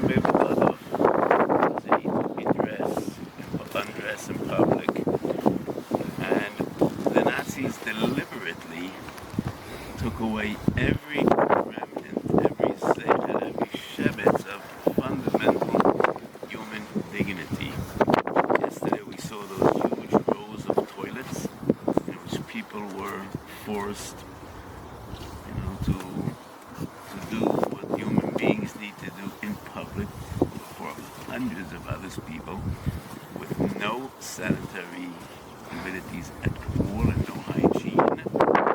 And the number, human beings always had names. Cattle had numbers. Animals don't have names. And the fact, one of the most fundamental human things is having possessions. Each one of us has a watch, has some clothing that he likes. You have jackets you like, you have a pen, you have a piece of paper. In these places you had nothing, you weren't entitled to anything. Dogs and cats and animals, watches, they're not attached to belongings to objects. That was intentional. You had nothing. And that is why nobody had a sitter here. It was a mess if somebody smuggled in a page or two of a sitter. You had no possessions, because possession is some fundamental human dignity. It sets apart human beings from animals and from other creatures, and they deliberately reduce human beings to creatures, like animals, taking away every remnant of human dignity. And that manifested itself in so many ways. And there's a famous line that a Yid came here and he was shocked. And a capo told him, I want you to understand the hierarchy in this place from now on. On the top of the tower is the German, the Aryan. You know, it's all about the Aryan race. The Germans spoke, it was all about race. And then people of all other nationalities. And then the Slavs. The Slavs were the Poles and the Russians that the Germans hated. And then the dogs. And then the vermin. The rats and the mice. And then the lice. And then the Jew. After the dogs and the rats and the lice, then at the bottom of the line, that's the Jew. And that's the way it was here. Whether it's Auschwitz or Majdanek or the ghetto or anywhere. So besides the murder, besides the torture, one of the greatest pains to be inflicted on human beings is taking away their humanity, the basic human dignity. And this was intentional, it wasn't coincidental, it was the way the system was built to reduce even to offer. So we spoke about offer v'efer, about the Romavinas offer v'efer. They reduced us to offer and to Efer. There's a big mountain of Efer there that we see far away. We're going to be there. So we remember Avram Avinu's offer v'efer that we discussed yesterday. Offer she'enoi mekabel kloya, and Efer is the offer chol that always rises from the ashes and born again. That's the skula of Am Yisrael, to rise from the ashes and be born again, and waiting for the Gula Shalem. Witnessed and heard a lot of anguished cries from my soul. Hashem Elokeinu, Hashem Echad. So let me share with you Pshat of the Kloizim Levi about Shema Yisrael. So the minig is when you say the pasuk, you cover your eyes, and it's based on the Gemara. And the Shulchan Aruch says Pshat because we don't want to be distracted. But if the reason is just we don't want to be distracted, you could merely close your eyes or look into a sitter. Lifting our lives in two ways. Sometimes we have wonderful days of nachas, of calm, of simcha. But in the lives of every individual, sometimes there are different days. Days of pain, days of suffering. So we cover our eyes as if to declare and cry out, Hashem Echad. Everything is Shem Havai, everything is Racham. Not always do we see it, not always could we feel it, but it is what we believe and we try to manifest in our lives. And that is the symbolic act of covering your eyes and saying, It is obvious, Hashem Elokeinu, but we believe Hashem Echad. Everything comes back, and everything comes out of Rachamim. Like Rabbi Kiva ben Yosef teaches us, Kol Diyovid Rachmonim, L'Tam Avi. So we find various different sources in Shas. When Moshe Rabbeinu and Menach Zavchovta sees Rabbi Kiva's greatness, he is taken aback. And then he tells the Kodesh Baruch Hu, Heresu li es terosei, you show me his Torah. Show me his demise, how the end of days. And then he sees Rabbi Kiva being tortured. The Sorkin is Basoi, the Misreki Shorbazo, and he is troubled, and he cries out. And Torah is Muschora, and the Kodesh Baruch Hu says, Moshe, Chazor Nacharecha, Gzerehi Melafonai. And I say Pshat, when Moshe Rabbeinu tells the Kodesh Baruch Hu after Chet Uegel and after the plague and after the tragedy, the Gemara in Brochus of Zion explains, Bikesh Moshe Leidat Tzadik L'Ralo, Rosh V'Toiva. Is Moshe Rabbeinu asking philosophical questions? Is this the time to delve with abstracts? Moshe Rabbeinu sees the Yosef of Klal Yisrael and he is troubled. Tzadik L'Ralo. We have chosen people. Kodesh Baruch Hu loves us. So why do we suffer more than all the others? And Chet Ego, Alu v'kalo shemezana tachas chutosa ad she'hamelech b'mesibo inerim yinos and reichoim. And Moshe's trouble, such a glorious event, such a hype, such an amazing madrega, and we failed. Day one, we failed. So what's going to be? He is troubled by the destiny of Klal Yisrael. And there's a machlekes of Yossi with Meir. Get a Kodesh Baruch Hu answer Moshe's plea. And Rabbi Yossi says no. So Kodesh Baruch Hu tells Moshe, you want to see now, Verisu Sechoyret Ponei Lo Yiro, Sekoisi Kapi Orecho Ad Orevi. So Kodesh Baruch Hu says, and the Chassam Sofer explains, even Moshe Rabbeinu understood Darkei Hashem in retrospect, not v'yas ponim, but in a b'china of Verisu Sechoyret. Even Moshe Rabbeinu didn't understand everything. There are things we cannot understand. So when Moshe Rabbeinu cries out, seeing Rabbi Kiva's torment, Kodesh Baruch Hu says, Moshe, you forgot.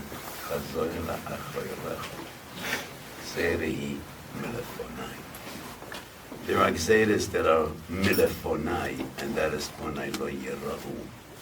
Chazor la'achorecho, veruisu es achorai. There are gzeres that we can never understand. And I think the Shoya was the same. Chazor la'achorecho. Everybody that wants to explain why this happened, there's a baskar that we don't hear. Chazor la'achorecho, zerihi milfonai. So the ultimate book on how to deal with pain is Eov. What is the lesson of Eov? The book starts with a storm, a hurricane, topples the house. His children are buried under the rubble. All his possessions are gone. And he's mourning with a broken heart. Then his friends come to console him. And a lengthy discussion develops. And everybody comes up with different ideas and different philosophies. And the Sefer ends like it began. Once again, a storm. And out of the storm, a Kodesh Baruch Hu appears. And a Kodesh Baruch Hu asks Eov some piercing questions. Eifol ho'iso biyaz di oretz haged no im yudat ubina. We are there. Hanegnu lecha sharei mavet v'sharei tzel mavet tareh. Do you know anything about that? Do you know anything about after death? Kodesh Baruch Hu conveys to Eov, you and your friends got it all wrong. It's not about trying to understand. Your avoiding your challenge is to accept what you do not understand.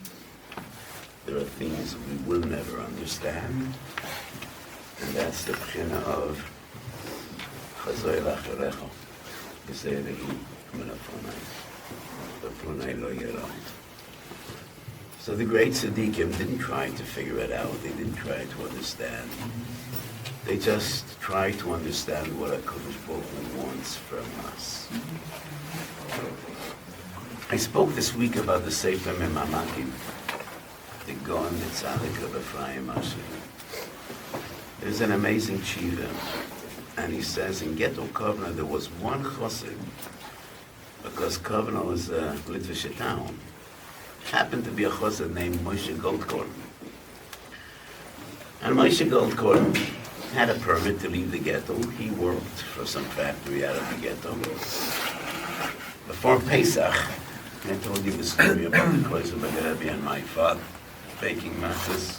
Moshe Goldkorn brings in some grain. Erev Pesach, he prepares matzahs because he's a chassid, and chassidim are makbid in Erev Pesach matzahs.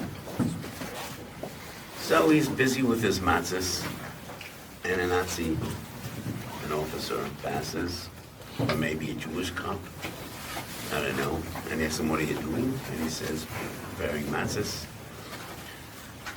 And he beats him up. So Rav Oshi tells the story. In the middle of my Seder night, I think it was Tafshin Gimel, there's a knock on the door. I open the door and there is Moshe Goldkorn, beaten and bruised, his mouth oozing blood. And I say, Moshe, what happened? And he tells me what happened. And then he says, Rebbe Chava Shaila, I have a question. And I imagine what runs through Rav Oshi's mind when Moshe Goldkorn is standing there. And he says, Rebbe Chava Shaila, I have a question. And Rav Oshi probably thinks, what is he going to ask me? Why do I deserve this? Why? All I was trying to do is have matzahs. Minhag HaMosai. So what is this about, Tzadik Beraloi? What was his question? Moshe Goldkorn wants to know, what am I supposed to do now? I never ate shruya in my life, but he broke my teeth, and I can't chew. So do I forego matzah, or I'm over on my Hasidic minig to eat shruya? And when I read this shuv, I cried. And once again, I say, sometimes questions are far more important than answers. So what troubles Moshe Goldkorn when he's trying to bake matzahs out of Pesach in the Kovno ghetto, and he's beaten and broken by a Rosh? He doesn't ask HaKadosh Baruch Hu any questions. He wants to know, what does HaKadosh Baruch Hu want from me? What is my duty? What is my avodah right here and now? So I say, we have passed this terrible gullus, not in the merit of our answers. Not always do we have answers. I think we made it through this terrible gullus in the merit of our shaylas, in the merit of our questions, and not in the merit of our tshuvas. So Moshe Goldkorn doesn't ask any questions. Why? He wants to know, what is my avodah, what's my challenge? And that is our avodah. So the schus of the pain and the suffering and the mesiras nefesh of the previous generation, our parents and our zaydis and our bodies, we are living in a different time. And there is mesiras nefesh of death, and there's mesiras nefesh of life. The mesiras nefesh we are called upon is the mesiras nefesh of serving the Kodesh Baruch Hu, the Torah, the mitzvah, and living mesiras nefesh. But these are lessons we need to take from the previous generations. So let us be miyachet Shem Shemayim in this terrible place that heard Shema Yisrael out of anguish, and we should hear Shema Yisrael out of simcha. Museum closed. In 2 minutes we're going out. Okay, let's say Shema Yisrael only. We have 2 minutes? 2 minutes, okay? No. 1 minute? No. Okay, not stop. 10 seconds. To sing? Okay. So let's just Shema say Yisrael. Shema Yisrael.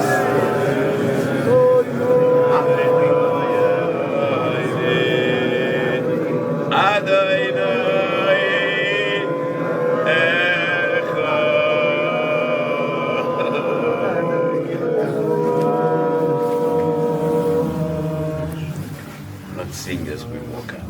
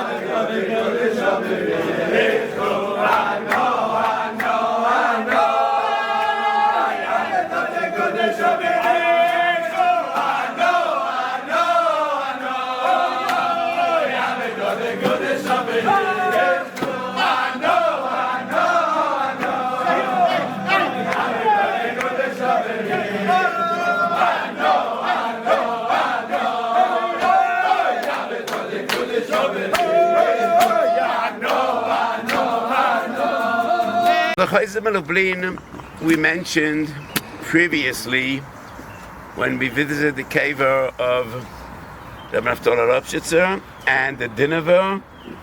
He was called the Chayzim for various different reasons.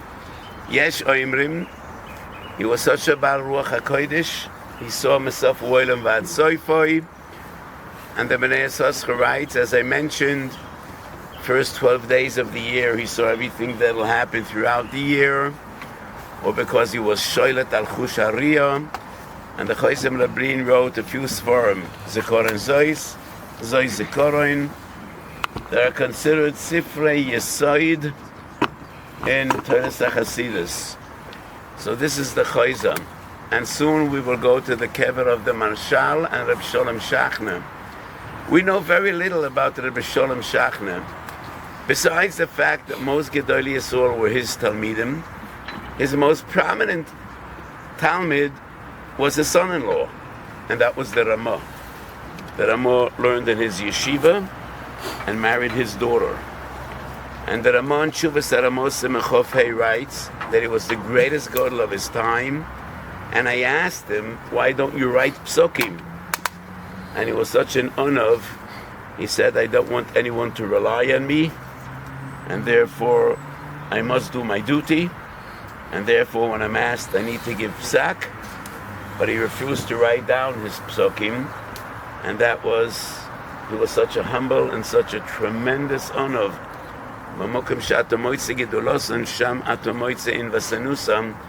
And the Torah teaches us the greatest person that ever lived was Moshe Rabbeinu, and the Torah says he was the greatest unav. So we know very little about Reb Sholem Shachner besides his great Talmidim. The Marshal, I mentioned previously, he was somewhat of a bar plukta to the Ramah, but not only to the Ramah, to many others as well. And there's an amazing tshuva, Noida Yehuda. Somebody asks a kash on the Marshal from a Rashba, and the Noida Yehuda says, you don't know who you're dealing with. You don't be doiche the Marshal from a Rashba. Gavra Koromis, Liboy Hoyu Kalevu Ari, Vohayu Choylek Al Kol HaRishonim. So even though the Rashba was 350 years older than the Marshal, the Noida Yehuda writes, he was a giant. So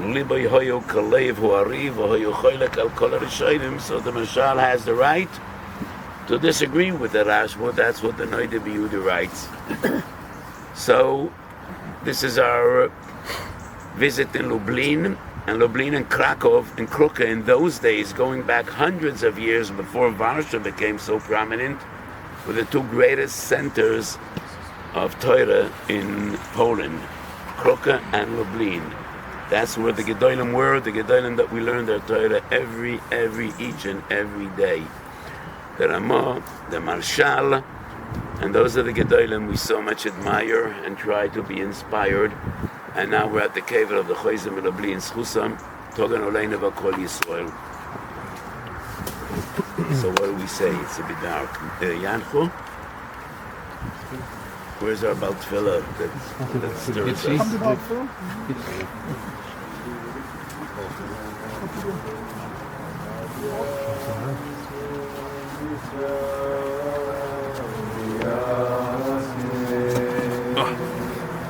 Yes, And that is one of the asaidas of Teiras HaChasidus that the Baal Shem Tov taught us Talmidim. B'chol drochechu deyehu. And you serve a Kadosh Baruch Hu with everything you do and you need to do. Like the Rambam writes in Perik Beis of Hilchas Deos, person serves a Kadosh Baruch Hu when he eats, when he drinks, when he does business. And that is b'chol drochechu deyehu. V'hu yiyasha orchesecha.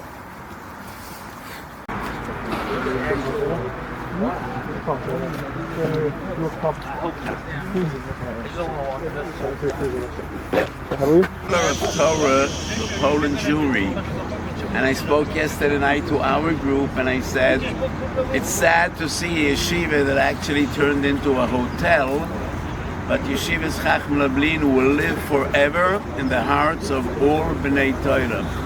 And my bracha to all of you, each and every one of you, when time comes, should find a wonderful chassan, a wonderful ben Torah, and you should all build beautiful homes b'Beis Yisrael.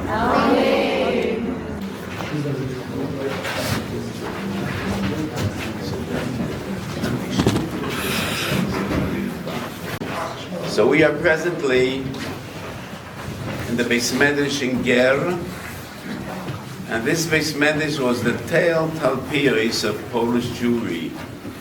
Einay kol nesuos to this Beis Medrash, Misham Yatzu Torah V'Horoah, to the entirety of Polish Jewry. And the Ger Rebbe's were giants.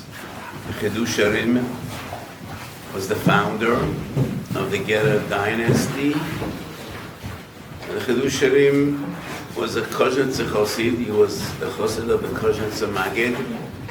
And at some stage he left Kozhenitz and he became the Heusbocher of the Kotzker Rebbe.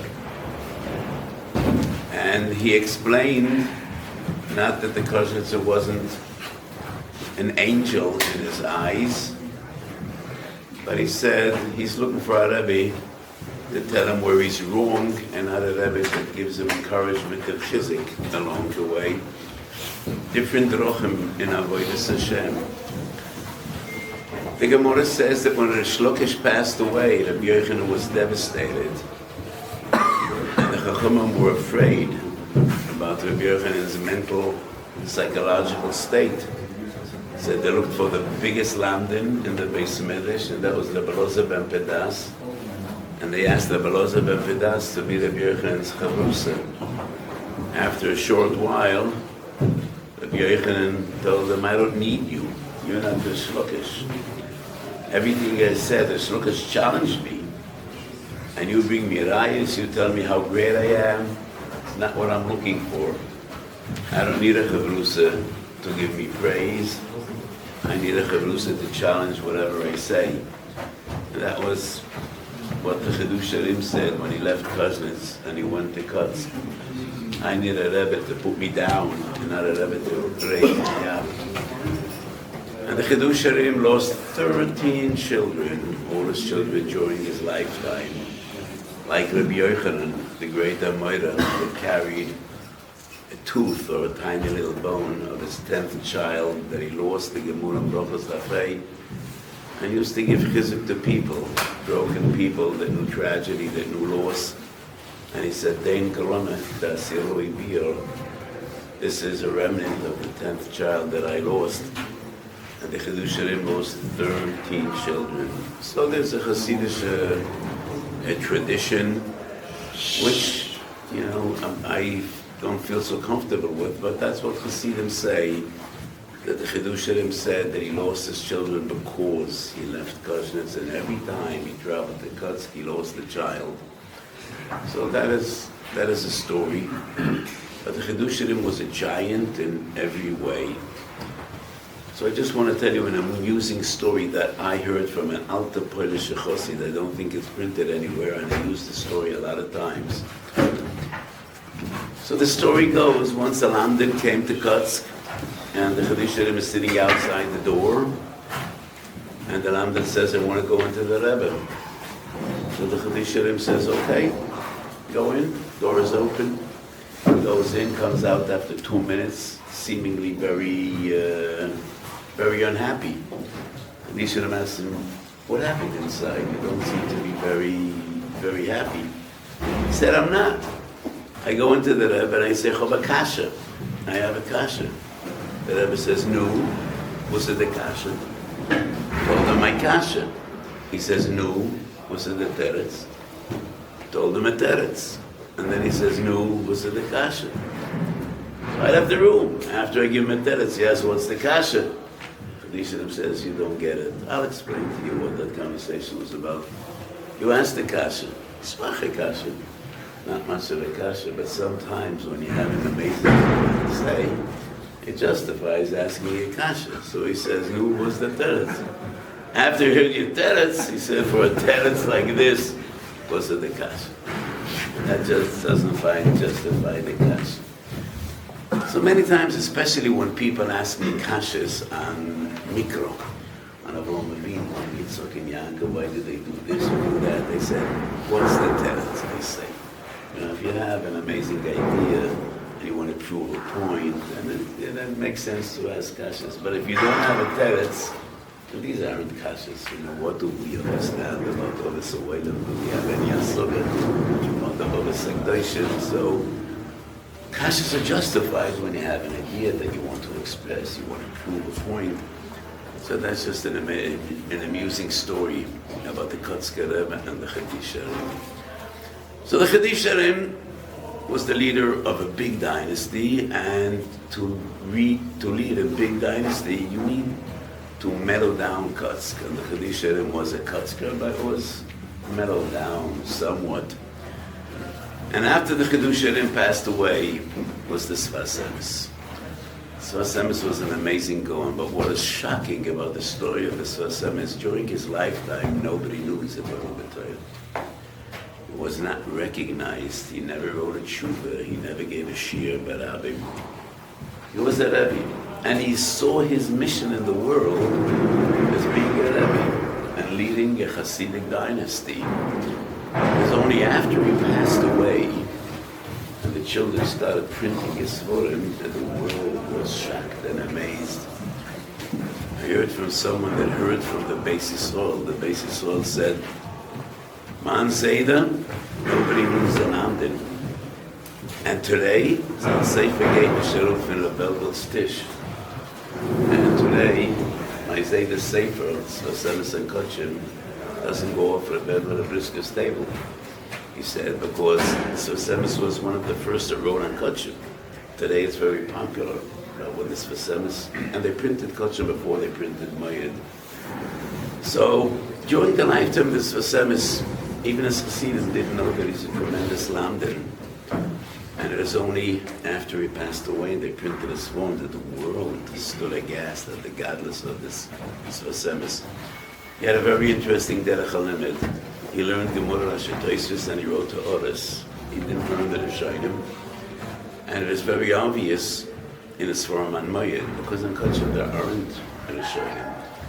But on Moed he constantly asks the kashas of the Rashba, the Rif, the Ran. And what is more impressive is he answers the Tirutzim of the Rashba, the Rif, the Ran, which shows his yashras and his godless. So this Sfas Emes, once again, was a leader, and he was also in the tradition of Kotzk, Zeir Sharf. And then came, after Tofrei Samachei, when the Sfas Emes passed away, the Imre Emes. The Imre Emes was different. One of the great things about the Imre Emes, he became Rebbe at a relatively young age. One of his first ikonas was Zman Tefillah. Because Polish Hasidim up to the Imre Emes, they didn't even know about Zman Tefillah. Everybody down after Zman Tefillah. Chedusharim actually all his life daven b'yechidus. And the Koshitz of Maggid told him to daven b'yechidus. Only Kriyas HaTorah he came to hear Kriyas HaTorah. And the Imre Emes made a takana in all the Geresh Tiblach, and there were hundreds of Geresh Tiblach in Poland. They all need to daven before Zman Tefillah at 7 o'clock in the morning. And a group of Zignei Hasidim came to the Imre Emes and they complained that he totally destroyed their Kavonas Tefillah. Because those Hasidim didn't sleep, they didn't get up 8 o'clock in the morning. You know, they had a big avodah before they stood davening. They learned for hours and they prepared themselves. And they complained to the Imre Emes who totally destroyed the Kavonas Tefillah. We can't daven early in the morning. And the Imre Emes responded just with one short passage of Chazal. Elohim ha'aretz shadvash eino d'yam yochal lamed mipnei leicha. V'lama ein ma'avam b'dvash mipnei she'Torah amar ki chol sa'or v'chol dvash lo yezikim mimenu yishel Hashem. Just quoted that Chazal and said nothing more. So Elohim ha'aretz by court of shadvash, it would be so beautiful and so the fragrance would be unbelievable. That is what the Torah says. This is the Shulchan Aruch, this is what we need to adhere to, and there's no other way. The Imre Emes was a gewaldige Masmid, and he too was a gewaldige Talmud Chacham. He did not produce any Sforim on the Shas, but there is a letters, they say, for Igros from the Imre Emes, and we see Gadlus B'Torah there. He writes in learning, and he also corresponded a lot with the Gedol Ador. Usually he asked his shaylas from the Eretz Tzvi. Yesterday we saw a picture of the Eretz Tzvi, the Tzvi Aryeh Fromer, the Yossi Cohen wrote a map. He perished in Maidanek, the Eretz Tzvi. He was one of the greatest Gedolim in Poland. He was the Rashiv and Chacham Rabbin. And in Shalas Tshuvas Eretz Tzvi, there are a few Tshuvas that are to the Imre Emes. The Imre Emes asked him certain things in Halacha. One of the questions the Imre Emes asked, could you daven mincha erev Shabbos la'achar kabolas the Sefer Shabbos? Could a person still daven mincha shel chol la'achar shekibul Shabbos? So the Imre Emes was a big medactic in halacha, and when he had his sveikas in halacha, usually he turned to the Eretz Tzvi. So this Bismedish, in our standards today, doesn't look huge, but it is a nice Bismedish, a sizable Bismedish. And it is said that thousands of Hasidim used to get together Yom Tov, and the Bismedish was very crowded. In the Ger Bismedish today in Yerushalayim, it's also crowded sometimes, but the Eidah is huge. And one of the interesting things you will notice here, there is no Ezes Noshim, because in Ger there never was an Ezes Noshim. And again, the women stayed at home, and they never came to shul. Shul was only for Hasidim. And today there are already many Gerah shuls that do have an Ezes Noshim, and that is considered modern. Because in Gerah and Poland, there wasn't even one shtibel that had an Ezes Noshim. But the Gerah Rebbe was one of the Gedolim, together with the Chofetz Chaim, that encouraged Sorosh Nira to open Beis Yaakov. And with his greatness and his vision, he understood that we are living in changing times, and there is a need that girls also be part of the process of Avodas Hashem and of Talmud Torah and of learning. And that was the Hatzolah. That was the Hatzolah of Yiddishkeit. And the Gerah Rebbe, together with the Chofetz Chaim, took upon themselves what many other Rebbeim, primarily in Hungary, saw as a breach of tradition, and they were against the Beis Yaakov. But that was the greatness of the Gerah Rebbe and the Chofetz Chaim. The Gerah Rebbe, the Imre Emes, was very instrumental in Agudas Yisrael and forming Agudas Yisrael, which once again, by others, was considered something negative. Most of the Hungarian Rebbeim did not join the Agudah. The Gerah Rebbe and the Chofetz Chaim, these two giants, understood the need of a political movement to bring together European Jewry in such difficult times. So this shul is where thousands and thousands of Polish Hasidim used to get together and bask in the Kedusha of their great Rebbeim, the Chedusharim, the Sfas Emes, and the Imre Emes. So one more choshev interesting story. Minig in Poland Since the days of the Chidusharim was that people were metaltal in Rosh Hashanah, and they used to leave the chant in the baker's oven in every little town, and the children used to bring the chant to shul for Kiddush. And the minig was to be metaltal. Two great gedolim reject this minig. Rabbi Kiva Eger is truest, and the Mishkeres Yankov. Mishkeres Yankov was one of the greatest disciples, Talmidim of Chaim Avalazim. And in Shuvas Chidushe Harim, Simen Gimel, there's an amazing Chiddush in which he justifies minig poiler. There's a famous picture of the Imre Emes. I looked at the pictures on the wall, it's not there. Famous picture of the Imre Emes walking with an entourage. And next to the Imre Emes on his right is his little boy Pinchas Menachem.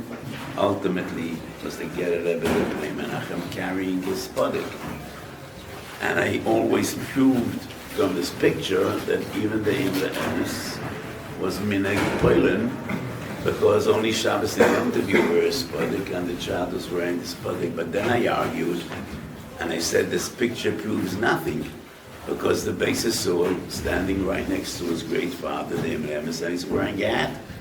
So obviously it wasn't Shabbos. Probably they went to a bris or a Sheva Brochus, and this child was carrying a spodek. And I said a sheet in Antwerp, and a younger man approached me and he told me his Eidu was there, and it was Shabbos. And I said, I need to hear this from your Zaidi, and he went to visit him. And he told me the picture was taken in Marienbad, and he remembers it. And the Imre Emes was makbid in Marienbad. The Hasidim should not wear a spodek outside, which was an interesting hanhaga. Marienbad was a resort town, and was a goyish place. It wasn't like Gero. And the Imre Emes, his ashkofa was, don't be boilet, don't be too obvious. And he was makbid that the Hasidim should not wear spodeks outside on Shabbos. And that's why all the others are wearing hats, and his son is carrying his spodek. So it does prove that the Imre Emes adhered to minig poilen. The Beis Yisrael in Yerushalayim was makbid not to carry. The Beis Yisrael was very frum, and was also a big medactic. First Moisid in Yerushalayim that had a Shabbos generator was not the Miri Yeshiva, not the Chevron Yeshiva, but Ger. The Beis Yisrael was the first in Yerushalayim to have a Shabbos generator. And he was makbid that Chassidim should not carry where there's no Erev. And when he was asked to Chiddush Sherem, he said, Yerushalayim is not Ger. Yerushalayim is not Ger. And he did away with minig poilen to be metaltal anything else. So these were the giants of the greatest Hasidic dynasty in Poland, in the entirety of Poland. And the vast majority of Gerech Hasidim were annihilated in the Shoah. But an important story that was told by Moshe Plager, wrote a sefer in Ivrit, the Moshe Kodesh is called Ele Shelo Nichnu. I think it was translated in many languages. And he tells the story about Gerech Bochem, that even in Ghetto Warsaw, when people were fighting and dying and killing and getting killed, like Posik Puma Migersa, they were sitting in the cellars and learning Torah and Kol Oid Nishmosel up until the very bad last moment. And that is as heroic as the ones that were on the rooftops fighting and dying. So that was the Mesiras Nefesh of Gerech Hasidim, and there were groups of Gerech Hasidim Bochem during the Shoah that had contact one with another. They were called the Matashevchim because their leader was a young chassid, Matasyor Gelman was his name, and they kept together and had a kesher with one another in Torah and Avodas Hashem, and until the very last moment, until they returned their neshamas to Yoitzer HaNeshamas. So we're sitting in a very asking for a Mokum Kodesh. So on one hand, we're lucky that the shul is open. On the other hand, there are people working there, so it's not really the right atmosphere and setting that we would want when we come to a Mokum Kodesh in which tens of thousands of Hasidim for 80 years came to serve and to be Dovek in the Kodesh Baruch Hu. This shul was built in the days of Chedisharim.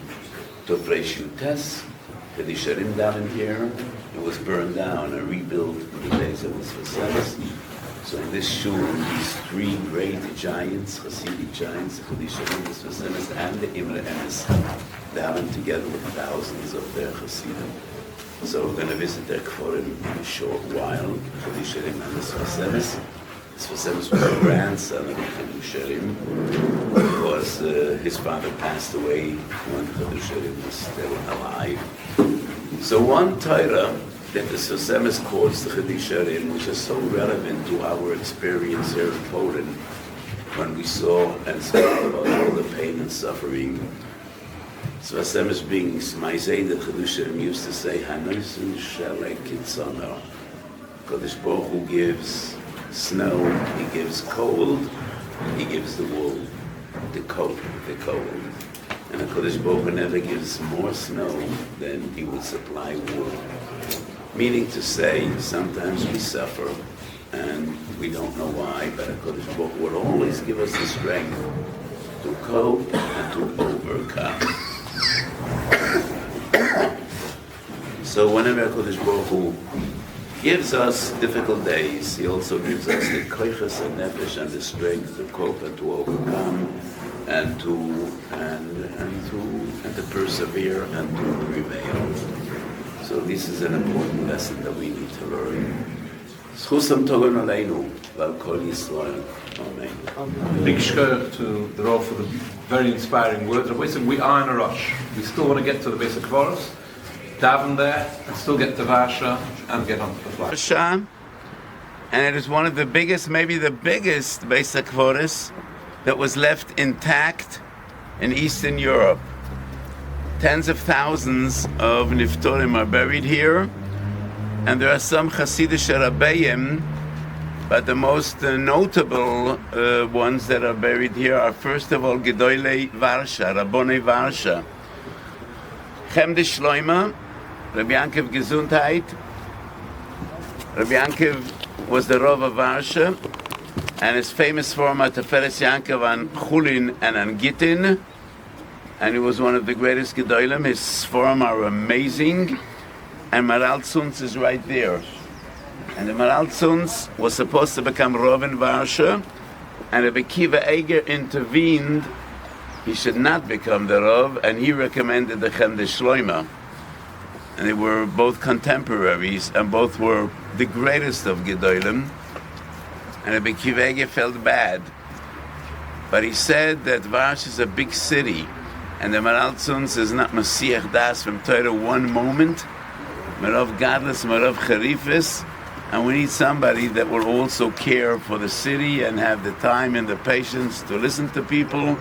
So the Rabbi Kiva Eger recommended the Chemde Shloima. So the Chemde Shloima and Maral Tzunz were Moiridike Gedolim, and so was Rabbi Yankiv Gesundheit, who was buried here. And these were the Gedolim of Varsha.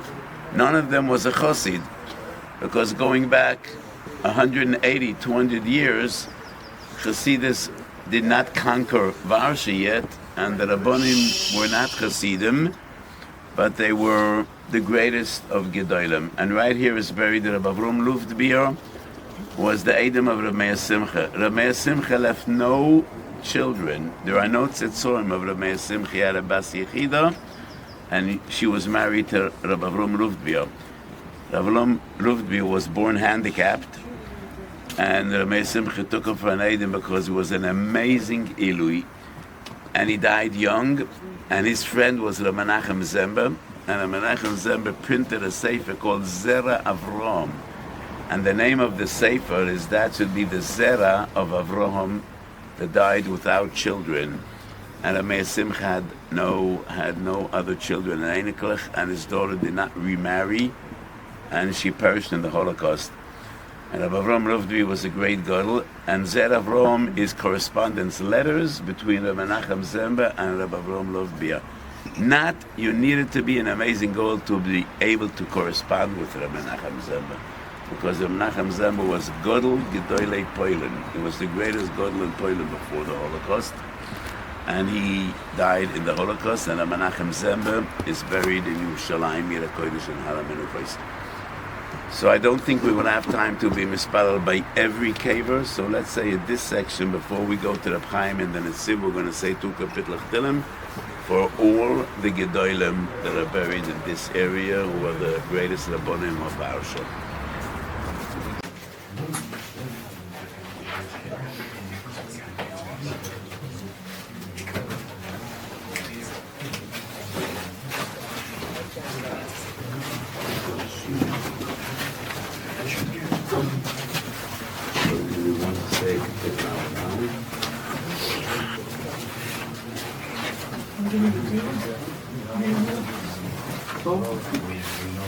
שיר המעלויס ממעמקים כוסיכו אדוינוי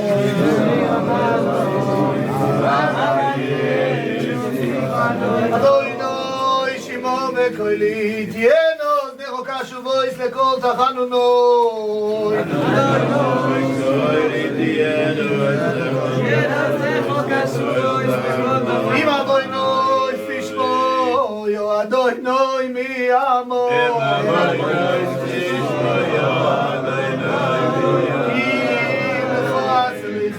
למען תבורך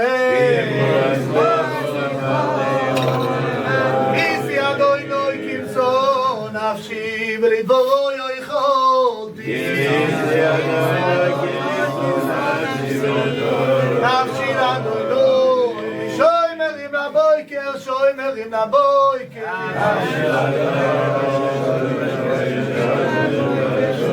וחיל ישראל אל אדוינוי כי אדוינוי החסד והרבה עמו יפדו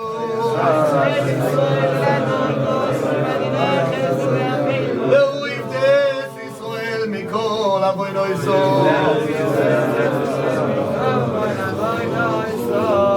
מי שברך הבייסים ונבור מצוות ביעקב מוישה ארון דוד ושלמה הוא יבורך בירה פסח ולים מוישה ארון בן ליאו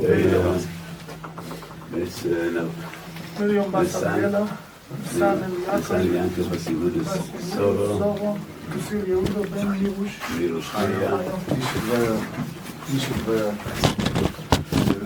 איש הדבר בסים לריקוס מירוש וכוכב בסטוף קבריינה פסקו ומוישה בן דינו חנו בסור ברוכו חנו בסור ברוכו נפתלי בן סילקוריה יוסף דוד בן מאיה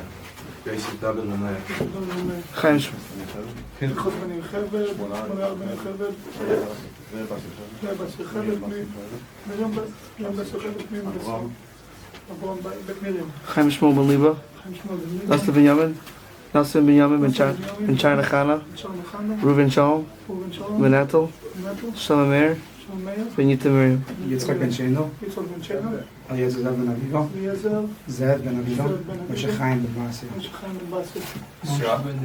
מוישה בן דבויה מוישה זאב בן צור לבשה חיים שלנו בן רוחל חיים שלנו בן רוחל פודי בס דבויה חנו רבקה אליעזר זאב בן אביבו בן אביבו משה בן ידינה מריה בס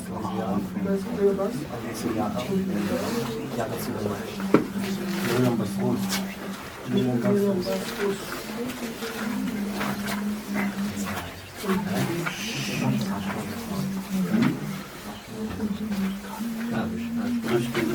שכל הכוח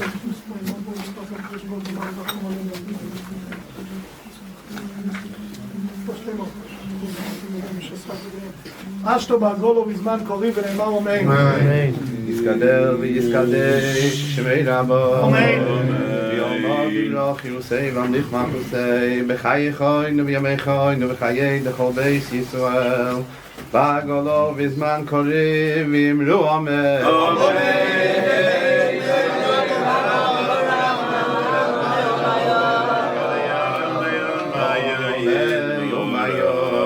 יספרח וישתבח ויספר וישרמה ויסנסה ויסעדו ויסעלה ויסעלו שמי דקודשו לא מכל בחסו ושירוסו תשבחסו ונחמסו לאמירום ביומו ויאמרו אמן. שלום הרב משמאיו וחיים אבינו והכל ישראל ויאמרו אמן. יעשה שלום במרומו ויעשה שלום עלינו והכל ישראל ויאמרו אמן. ברוך הרחמן